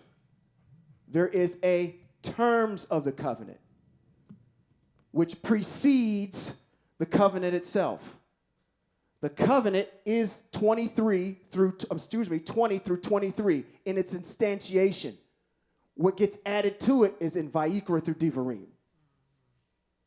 That is being recorded on the tablets by the Most High, even though, like I said, if you called me on the mat and said, what chapter and verse did you actually pull that from that the Most High is actually continuing to writing this down? I don't have one.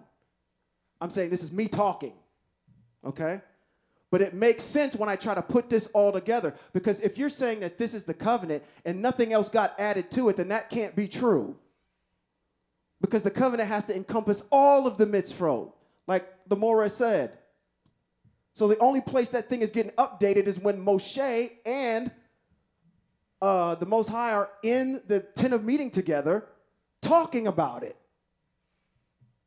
You write this down and tell Hebrew Israel to do this. They didn't have this one before, but I want them to do this now. Just add this to the list of stuff that's what we're gonna deal with, right? I've got 40 years of teaching you this in the desert.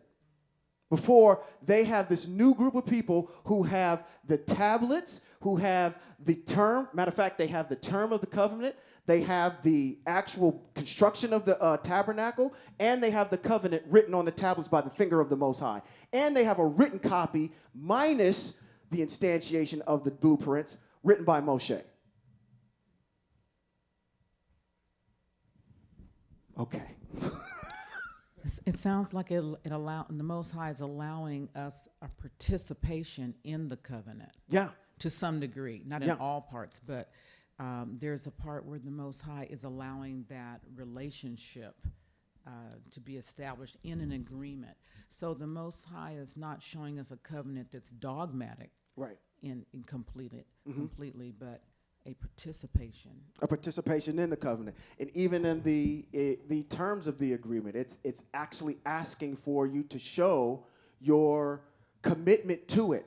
You have to be doing the Shabbats. You have to be doing the Moedims. You have to acknowledge that the Most High is El and El alone. Those are all things that are terms of accepting it first. We come to an agreement there, then the rest of the covenant gets opened up to you. But you have to have those things instantiated first, because they are the terms of the contract. And that's what's in text. In 27, it says, write these words down. They are the terms of this. Okay? So, terms, covenant, that's what we have. What's in the ark is all of the mitzvot plus the instructions for the tabernacle. I just wanted to, I'm sorry, that hit me like a ton of bread. It ain't hitting. Maybe this is y'all just drinking from the fire hose and y'all just like, huh? I'm going to get it. I got to go watch this 4 or 5 different times after you get done. But it hit me like a ton of bricks because it's not just simply just, okay, well, you're Hebrew and we do these mitzvot. No, there's a structure to them. You have a legislative branch. What are the branches of government that you have? They have laws that govern each one of them. Our laws are just not some jumbled up group of stuff. It has structure too. Why wouldn't the Most Highs have structure? Okay? And they can be broken into their different subcategories when you actually get into the actual covenant itself. But the covenant is what we're writing to, okay? We good? Oh, my good gracious. All right, let's keep moving. So that's with the Most High. I wanted to clean up a little bit with this. That the Most High was saying, okay, once you got to 34 puts the bow on everything. It gives you your final structure on how things are set up, okay? Let's take a 100,000-foot view of Exodus. Moshe's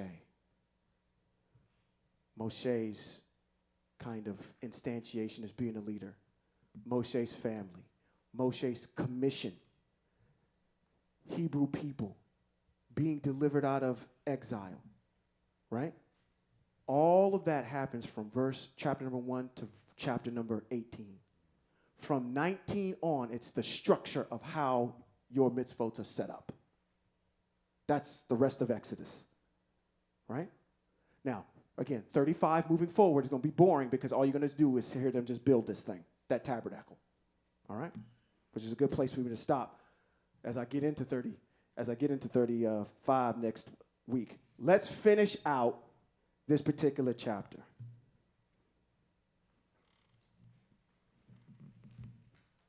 Okay, let's go. Verse 29. It says, when Moshe came down from Mount Sinai with the 2 tablets of the testimony in his hand, he didn't realize that his skin and face was sending out rays of light as the result of his talking with the Most High. I gave you an analogy last week. I said, it's hard for a person to go into a room full of smoke and not come out smelling like smoke. This is just him being in the presence of the Most High.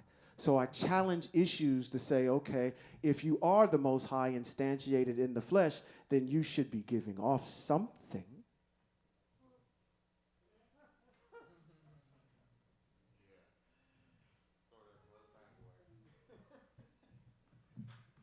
Okay. 30. When Aharon and the people, so Moshe's skin is glowing. This is a next level set of Mary Kay that's been put on him that I don't know if anybody can reach. Okay? I don't think Mary Kay, and I'm married to a Mary Kay national sales director. I'm just going to speak it into the atmosphere. And I don't know of any product of that because I use Mary Kay. Don't think that I don't. He said, we know you do. There's no level that's gotten to the point where your skin is shining like the sun here. It says in 30, when Aharon and the people of Israel saw Moshe, the skin of his face was shining, and they were afraid to approach him. But Moshe called to them. Then Aharon and all the community leaders came back to him, and Moshe spoke to them afterwards. So he's speaking to them with his face shining and his skin shining. And it says, afterwards, all the people of Israel came near and passed on to them all the orders of Eye Asher Eye had told him on Mount Sinai. Okay? So they got everything. Everything's been in a conformed set. And he has it. It says, once Moshe had finished speaking with them, what did he do? Had to put a veil on his face. But when he went before Aya to speak to, before Aya for him to speak, he would take off the veil until he came out. Then, when he came out, he would tell the people of Israel what he had been ordered. But when the people of Israel saw Moshe's face, that the skin of Moshe's face had shone, it was shining, he would put the veil back over his face until he went in again to speak with Aya. I almost say something here. Anybody have any reflections on that? Yeah, come on. He said he turned into a Super Saiyan. For y'all don't know who that is. Goku and all them. The young people know who that is. This is an anime character, right? Anybody else want to reflect? I'm talking about this issue about Moshe's face shining, his skin shining, because he's in the presence of the Most High. Any reflections? Well, it's seen people that are in prayer Mm-hmm. and fasting, you can see, and it has been said, Mm-hmm. and maybe even experience where people express that there was a shining on the face. Okay. Yeah, so that can happen. That can happen. Absolutely. Thank you. Yes, sir.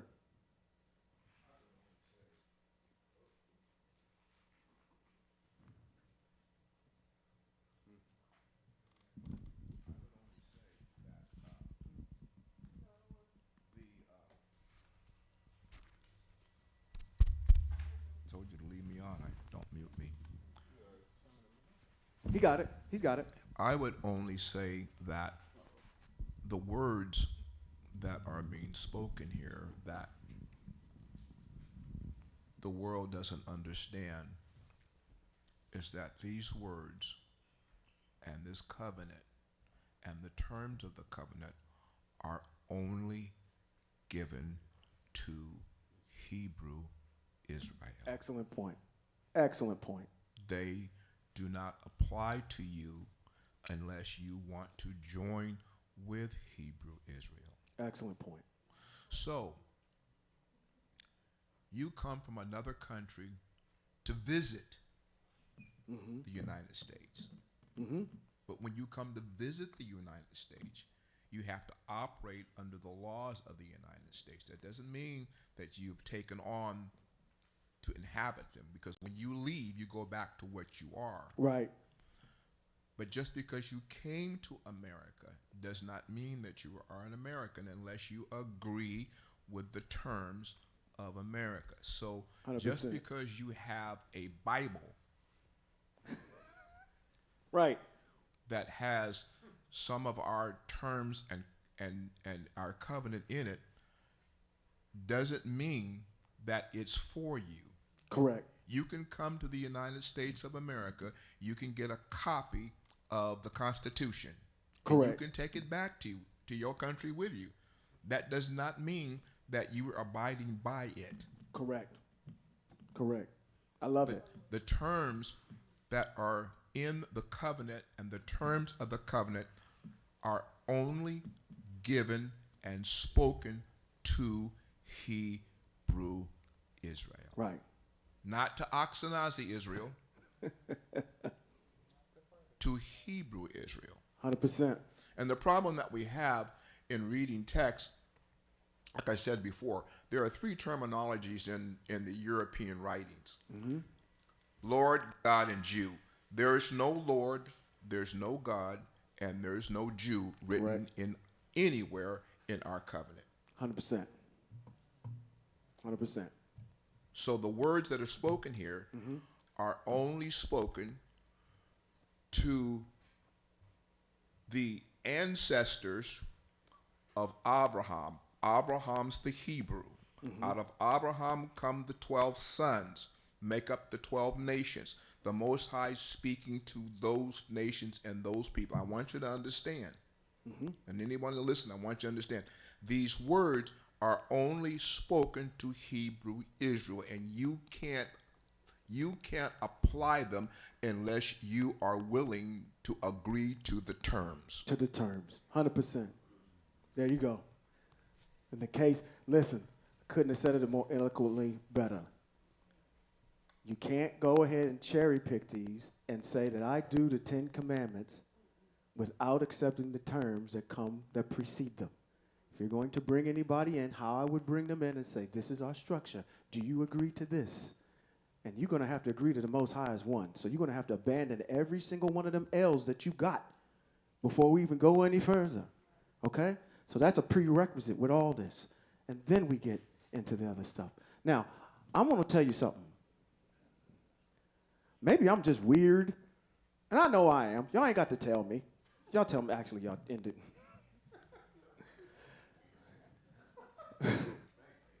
He said, thank you.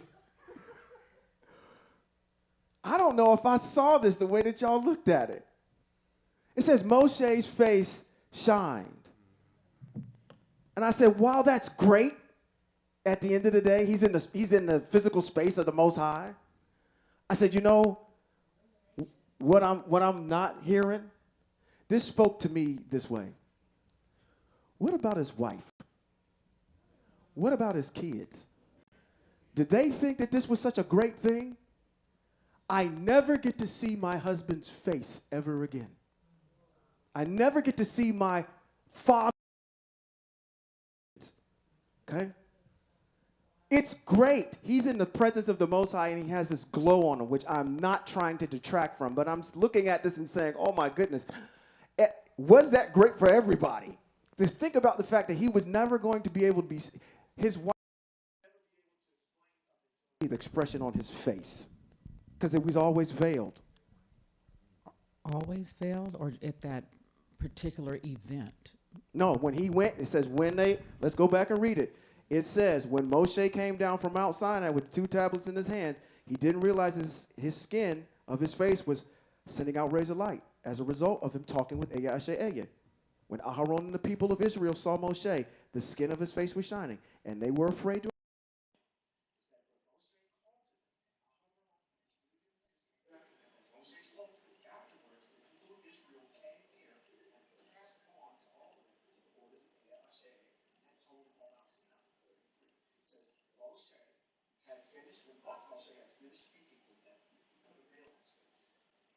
But then when he went in before for him to speak, he would take the veil off.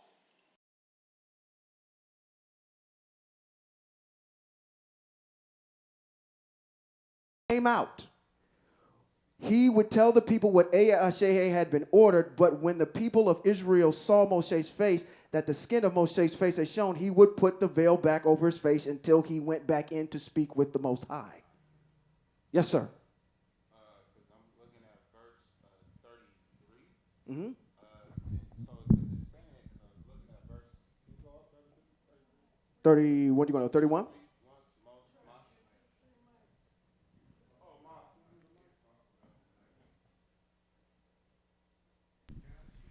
Peace, peace. Yeah, I was saying, when we look at 33, it says, once Moshe had finished speaking with them, he put the veil on his face. So if I'm reading this correctly, he didn't have a veil on his face when he was speaking with them at this point. Initially, correct. But then afterwards, he put it on. So I'm thinking, you know, I could be wrong, but maybe it seems like there's a distance that they would need to be, maybe. Because if you keep going on, it says, but when he went in before Yahweh for him to speak, he would take the veil off until he came out. Right. And then it goes on, because, yeah, it's the part where it says that he had to have the veil when he was speaking to people. But then it's that part right here on 33 that says that he didn't have it on when he was speaking to him. So that's what made me think maybe there's a... When he came down the hill, that's why I said at the time that he was speaking to them, the first time that he got all this information from the Most High, he comes down from the hill, and he's speaking to these people, and they saw that his face is shining. He's saying all this to them while his skin's glowing, okay? After that point moving forward, Anytime that he went in to speak with the Most High, he would take the veil off. So if I'm speaking to you right now, I'm saying everything to you, and the Most High is saying, oh, okay, I'm saying to you what I'm saying, and my face is shining, okay? I'm done speaking with you, okay? I go back in and talk to the Most High. I get some more information from the Most High. When I come back out, I'm veiled. Stay veiled. Then I go back in and talk to the Most High. I take the veil off. When I come back out, I'm veiled when I talk to you. So the people are not seeing the Most High's face.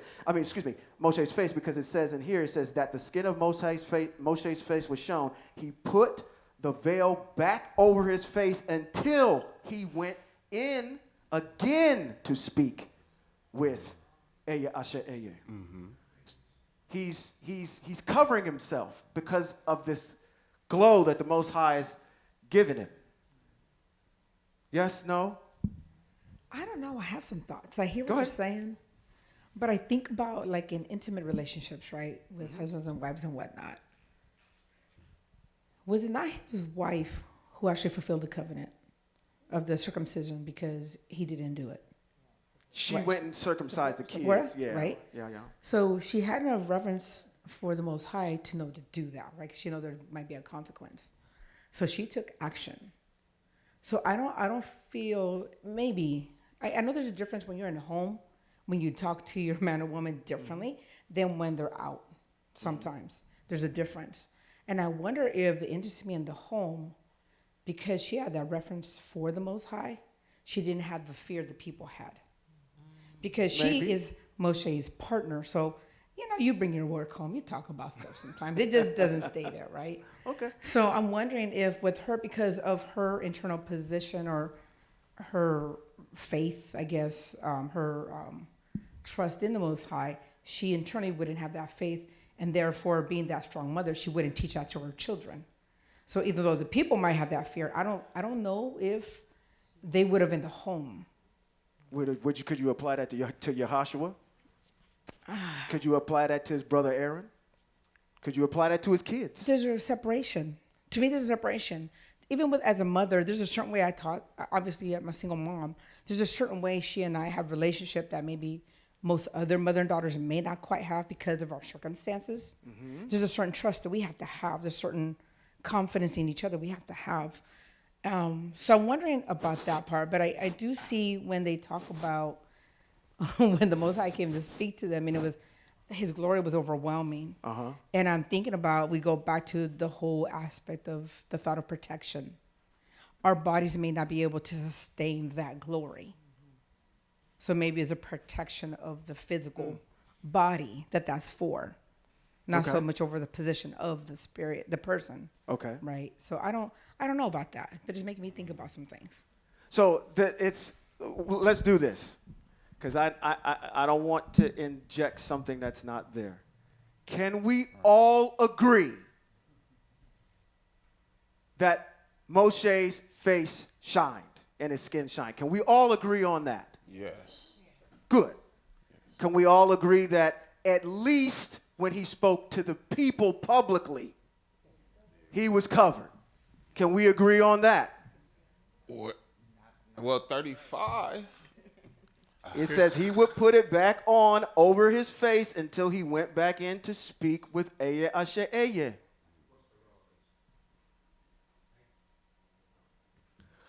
Okay, I hear that in the back. I'm going to cut that off right where it is. What's the relevance of it? The relevance of it is just an observation. There's nothing behind it. I'm just making an observation that says, okay. I'm like, okay, at the end of the day, because I don't want this to turn into something where we're getting super philosophical. And what I should have said was, this is me talking, okay? That's what I should have said before I went into this, okay? Granted, we have to go on what's written here. What's written here is that he covered his face when he spoke to the people, because his skin was shining. Baseline, period. Yes, sir.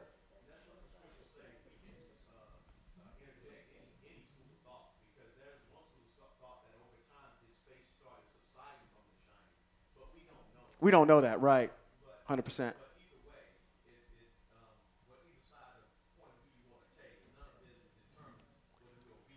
Yeah, right. This is nerdy interjection that's on the side. I'm glad you said that. It's just, you know, you get enamored with what's in text and you start reading what's in there and you start trying to say and trying to imagine certain things. I'm just giving you something that was on the side. Okay, that's as far as I want to take it. But the point here again is that he had a countenance because of his proximity with the Most High. That's the issue. Yes, ma'am. Well, I think it's beautiful that we can't even have this kind of discussion, to be honest, because in not many places can we do this. Right. But I think it makes me, I guess where my thought was even going back, I was thinking about the tablets, right? I think about, I've read somewhere where it says what the size of the ark was, and in my brain, when I'm thinking, you have all these 600 plus things, and I'm like, but the tablets are this big, so how do they all fit on that? And so it makes me go back to the literal in a way, to, okay, where would this be? We talked about with Joshua, right, being his scribe. And so when I look at certain things, like, oh, here's the rest of that. Here's the part. So it connects some things for me. Yeah, absolutely. Yes, sir. Yeah, did this happen before the tablets were broken or after? I'm just curious. This particular piece, Yeah. this happened after the tablets were broken. After, and he went back up. So, okay, excuse me. So let me say this again. Where we're at right now is that the Most High, when Moshe comes down the hill, he has rewritten from the Most High what's on the tablets, the second set. Okay. And then, okay, there it is. Yahweh said at the beginning of 34, Yahweh said to Moshe, cut yourself 2 tablets, stone, like the first ones, and I will inscribe on the tablets the words that were on the first tablets, which you broke. So while Moshe's up there with Moshe's up there with the Most High rewrote everything that was on the first tablets and then added the covenant to it. So this is the second time. This is the second time. And this is after he comes down the second time, we see Moshe glowing. Right. Because he went up the first time and he came down, and the people had built a calf. Yep. And they were acting crazy, and he broke them. Right. Yep. 100%. His face wasn't shining then. Face didn't say anything about his face shining then. You're correct. Yeah. So then he went up the second time. Yes, sir. And the Most High rewrote, and he came down again. Down. But this time when he came down, the Most High put a shining on him. He had this, yeah, they could physically see this. So they could see him. They could and see say, it. Well, we ain't gonna mess around this time. Yeah, Moshe has now got to this point where he's now Right, he starting got to be an an aura. authority figure. Got it. Not already that he wasn't an authority Right, figure, but right. now he has this glow about him now. Right, it's almost like he's got like medals. I mean, like, you know what I mean? Like some type of, Yeah. you know how like a general gets. Oh, like his stripes, that he's earning stripes now. Now I got this aura now. People like, uh-oh. Exactly. Anyway, We that's gotta conjecture, respect but this dude. I just thought I'd throw that in. No, absolutely, because it almost, speaks to the issue of, Moshe having this, you have this reverence for Moshe now. Now that he's this leader and he now has this way that they're supposed to walk. He basically has everything he needs moving forward. All they got to do is just do what the Most High says, which is difficult for us, apparently. Any other observations? We good? Come on. Real quick, I was just say, sometimes when we read through this and we're looking for stuff, and it just makes me really. I'm gonna be shifting some things in my schedule to really sit because in a different way, because we talk about the shining right on the face. This is one time he's 40 days, no water, no food, 40 days in the presence.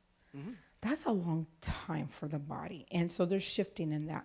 But then we think about when you talk about all the other books and all the mitzvos, and I'm like. I'm 50 this year, so I'm thinking about, I have had it, not always wanting, but I've had a colorful life. And I think about all the problems of the people, all those millions of people, and all the stuff they're going through, and him and the Most High going back and forth on stuff, coming up with all these rulings. 40 years is a long time. And we were glazing through it, reading. I don't really stop and read. That's half a person's lifetime if they're living well, at least these days. Yeah. So I think about, it makes me go to really back and focus on what caused all these things. There's always a reason why Most High says, do this, do that, do that. And I realize it's usually protections. It's for our well-being. Most people look at it as limitation, control, all these negative associations with why they can't do stuff. And I'm looking at it as this being, this essence, is so loving and so caring that time is being taken to really filter everything out and lay it out where you can see the reason as to this all comes for my benefit. Yeah. Yeah. And so I think that is something to really focus on. Which I think is a good point of conjecture here, because what that made me think of is getting back to what I had said earlier about when the covenant is written, the covenant is in a particular point, and that the rest of the mitzvot are being added to it. I'm looking at the issue that, okay, they're in the desert for 40 years, and the Most High doesn't just roll everything out at one time. It says, okay, over these next 40 years, okay, tell them to do this. Tell them to do that. No, they got the covenant down, the first part of it. Okay, we're going to add a little bit more to it. We're going to keep, now this is what the Kohen need to do. We're going to focus on particular different areas and keep adding to that. So I like how the compassion of the Most High to say it's just not one thing that's just dropped on you at one time. You're going to learn this particular piece. And then, again, going through this study and actually seeing the structure of this, if I had to do this all over again, I tell my wife this all the time. She goes on a trip. I say, if you had to do it all over again, what would you do? Oh, I wouldn't fly Spirit because they make you sit on the wings. When you go through this, if I had to do this all over again and teach the mitzvot, this is where I'd start. I start at 34, get the terms of the covenant, go right into the covenant, and go right into the tablets. And now I see the full structure and scope coming right out of the tablets. We go right into Vayikra, Bad Midbar, and Devarim. And then that sets up the whole entire thing of not only do I have a place, a good starting point, but then I have some structure at how I move through it in the future. So just presenting what And I think Most High yes. is building their capacity when they take the land. Absolutely. Absolutely. Absolutely. Absolutely. Very good. Anybody else? We good. Is the chat good? I saw the chat with I don't know if it was going on fire or not, but we good. Okay, excellent. All right. I'm going to let you go. Stand to your feet. Yeah, oh, you got one more question. One more. Okay. So, as you were studying, as you were going through this, several weeks ago, you had mentioned the interlinear. Interlinear, yeah. Right, the interlinear resource. So I've been using it. Okay. And it's been very helpful for me as a newbie. Okay. I'm a newbie. Okay. And it's been very helpful. But I just had an experience. I was trying to read it just now, and it wasn't making sense. Okay. It's because how Okay. they do the interlinear. It reads, it kind of reads this way and this way. That's it. That's Let the me- point. Let me show you how to. It wasn't making sense. I'm saying this is not making sense, and then I'm finally showing. Thank you. Let me do a little tutorial because that Thank was a resource that we do use, the mores Yes. use when we go through stuff. And there again, there is a really going to be a push, I think, in the future when Hebrew Israel gets its legs underneath her to really produce a document that's Hebraic. 'Cause Yes. all of the documents that we use are either Ashkenazi influenced or they're some type of Christian-based influence. We don't have really, that's I think our desire is the authentication of something that is related to Jermaine directly from us, that comes from us, that speaks to what's there, that doesn't use all these pejorative terms to speak to the Most High. Yes, sir. Well, see, the other part of my comment was that, I did figure it out that I was going the wrong direction. And once I started going in the right direction, it started making sense, right? Right. But probably 30 years ago, 25, 30 years ago, I was in a denomination, Church of God in Christ. I was in there for like about 35 years or something. But there was this brother Jacob, that used to come to the Bible studies and the Sunday school, and he always come with these 3 or 4 books. And he had the Hebrew and the Greek, and he knew all of that. And he even spoke one time about the interlinear. But he would walk in with his books, and he would walk out with his books. And we never got the benefit of what he knew, right? And I was just sitting here as I'm going through the interlinear, and I'm hearing this teaching. I'm like, why did they not share this 30 years ago? I mean, I feel like I'm in kindergarten right now. Well, I am. I'm in kindergarten right now. You know, I'm in here, you know, and I'm looking to move to the first grade. But it was like 30 years ago, you know, they had it right there in the Highway Church of God in Christ in Vallejo. Brother Jacob had all of that.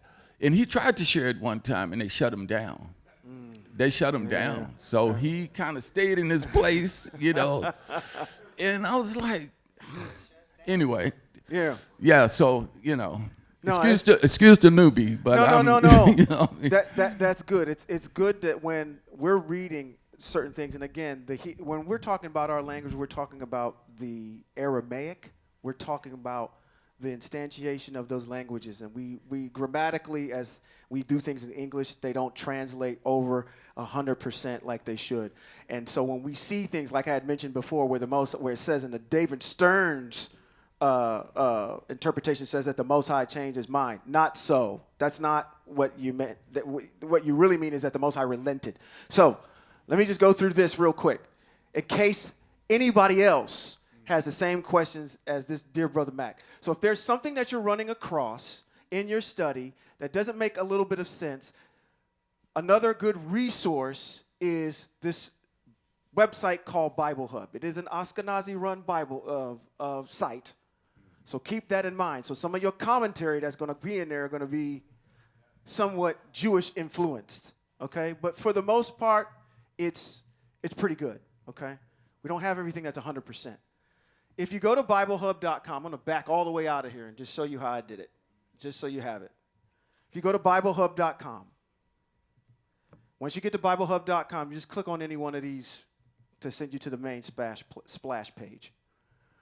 Once you get there, you're going to hear it, okay, whenever that works, okay.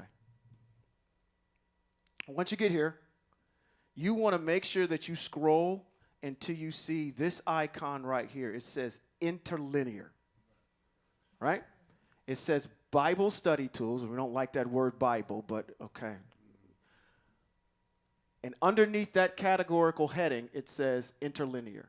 You want to click on that, okay? Once you get here, it's going to give you this screen. You want to search by interlinear chapters. They have a Greek interlinear, and then they have a Hebrew interlinear. When you go on the Greek side, that's going to be all of your New Testament stuff, where they do everything from the Greek, okay? It's a good place to show somebody if they were saying, well, when you ask them what vernacular is the Bible written in, and they tell you they don't know, or if it's written in Greek, you say, no, that's not so, okay? It's written in 2 different languages, okay? Which should be your first point of asking questions. Because why is one Greek and the other one's Hebrew? And why is the Greek superseding the Hebrew? But, again, you get here to the splash page. Genesis or Bereshit may come up. Up here in this header is where you're going to change your books.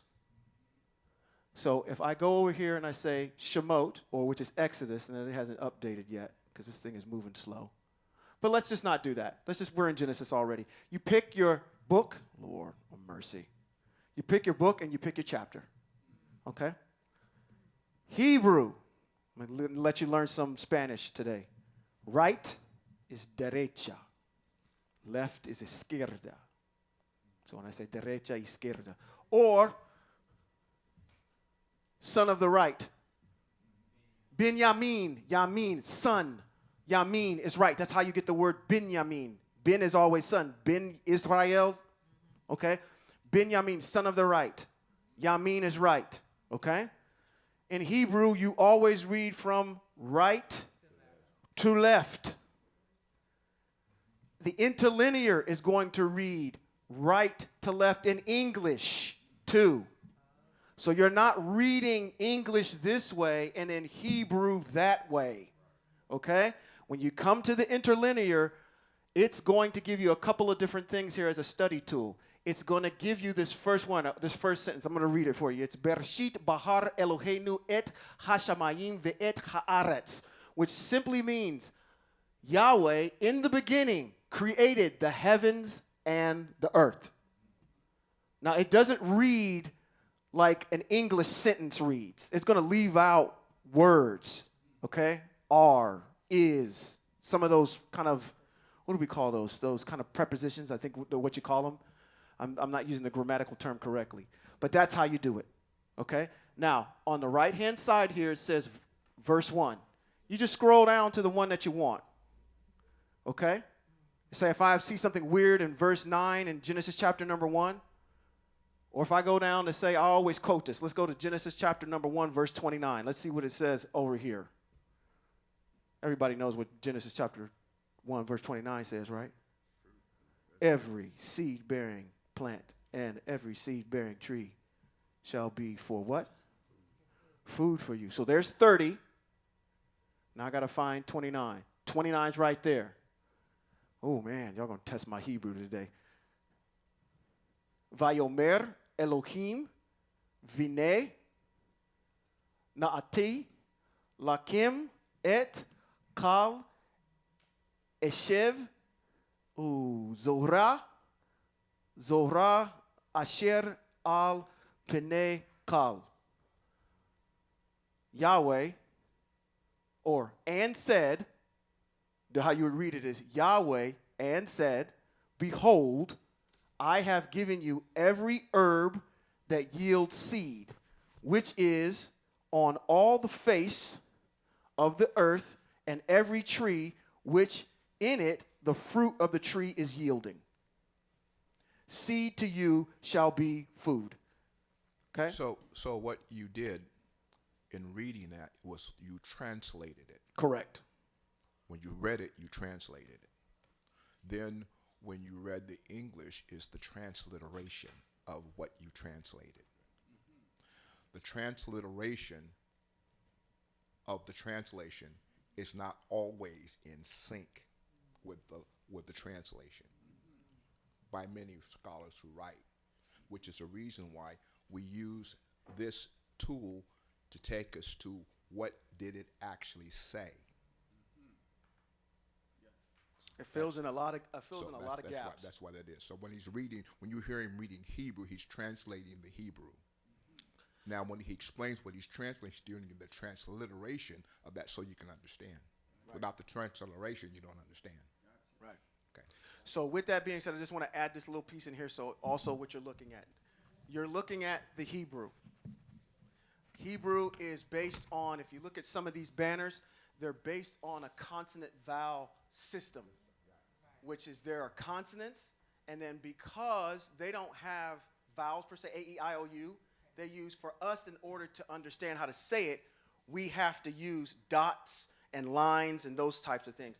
If you read out of a tikkun, which is a straight up Hebrew, well, if you read out of this tikkun, it has two different things, actually three. It has the English, it has the Hebrew with the vowel marking so you can read it, and then it has the ones without it on how a Hebrew speaker would see it, okay? So these are with the lines and dots so you can understand how to say it. This is the first thing you're going to see. If I clicked at this first word, which is Bereshit, this is the first word of Genesis. The first, it says 7225. That is going to give you the definition of what that word, that phrase is. Bereshit. It tells you that it's a female noun.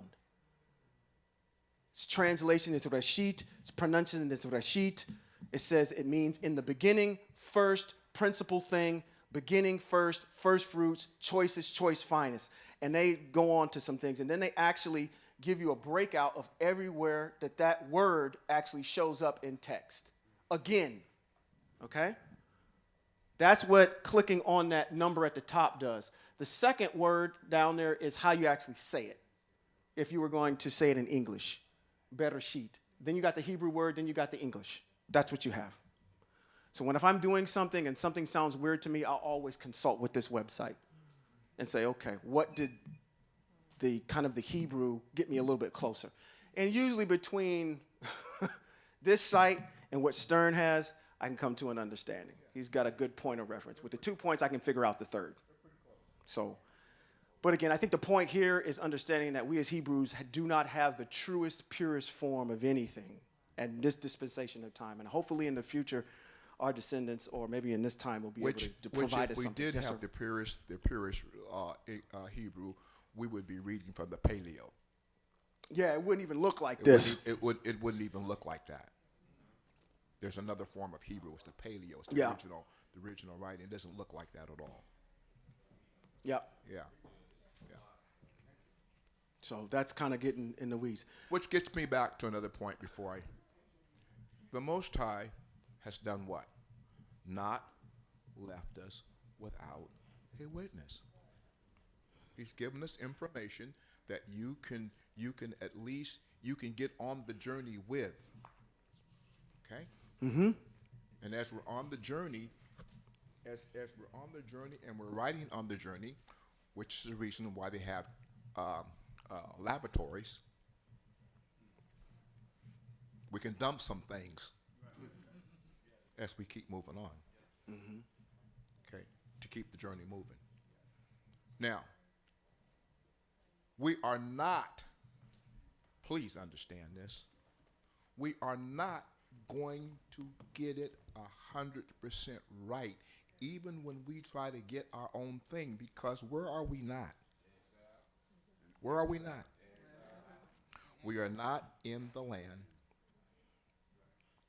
and we're still operating under our own mindset. Let's go up to Jerusalem for the Torah of the Most High is being explained in its correctness and in its entirety. What's the goal? What's the goal? Get to the land. That's the goal. Amen. Until then, we'll just make a few pit stops at the laboratory every now and Sit then. on the way there. Now, before we adjourn here, I want to make one announcement. Okay, I'm gonna look at everybody. I want to see. I'm gonna look at everybody when I say this. Okay. You have within your midst a very great teacher that's gonna be teaching next week. And that's Moray Gerald Beacom. Okay?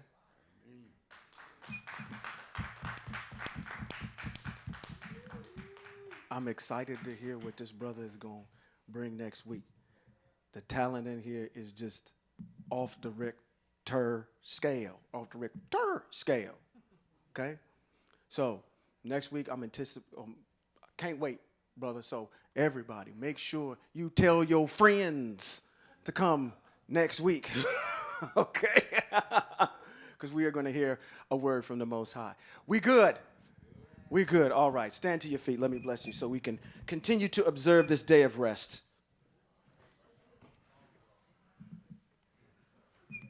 In the Hebrew, it says, Yivarekaka Yahweh v'yishmareka. Ya'er Yahweh panav eleka v'chuneka. Yasa Yahweh panav eleka v'yasam laka shalom. Which simply means in English, may Yahweh bless you and keep you. May Yahweh make Yahweh's face shine on you and show you Yahweh's favor. May Yahweh lift up Yahweh's face to you and show you and give you peace. To all of you, I say Shabbat Shalom. Amen. West Coast Hebrews until next time. Thank you.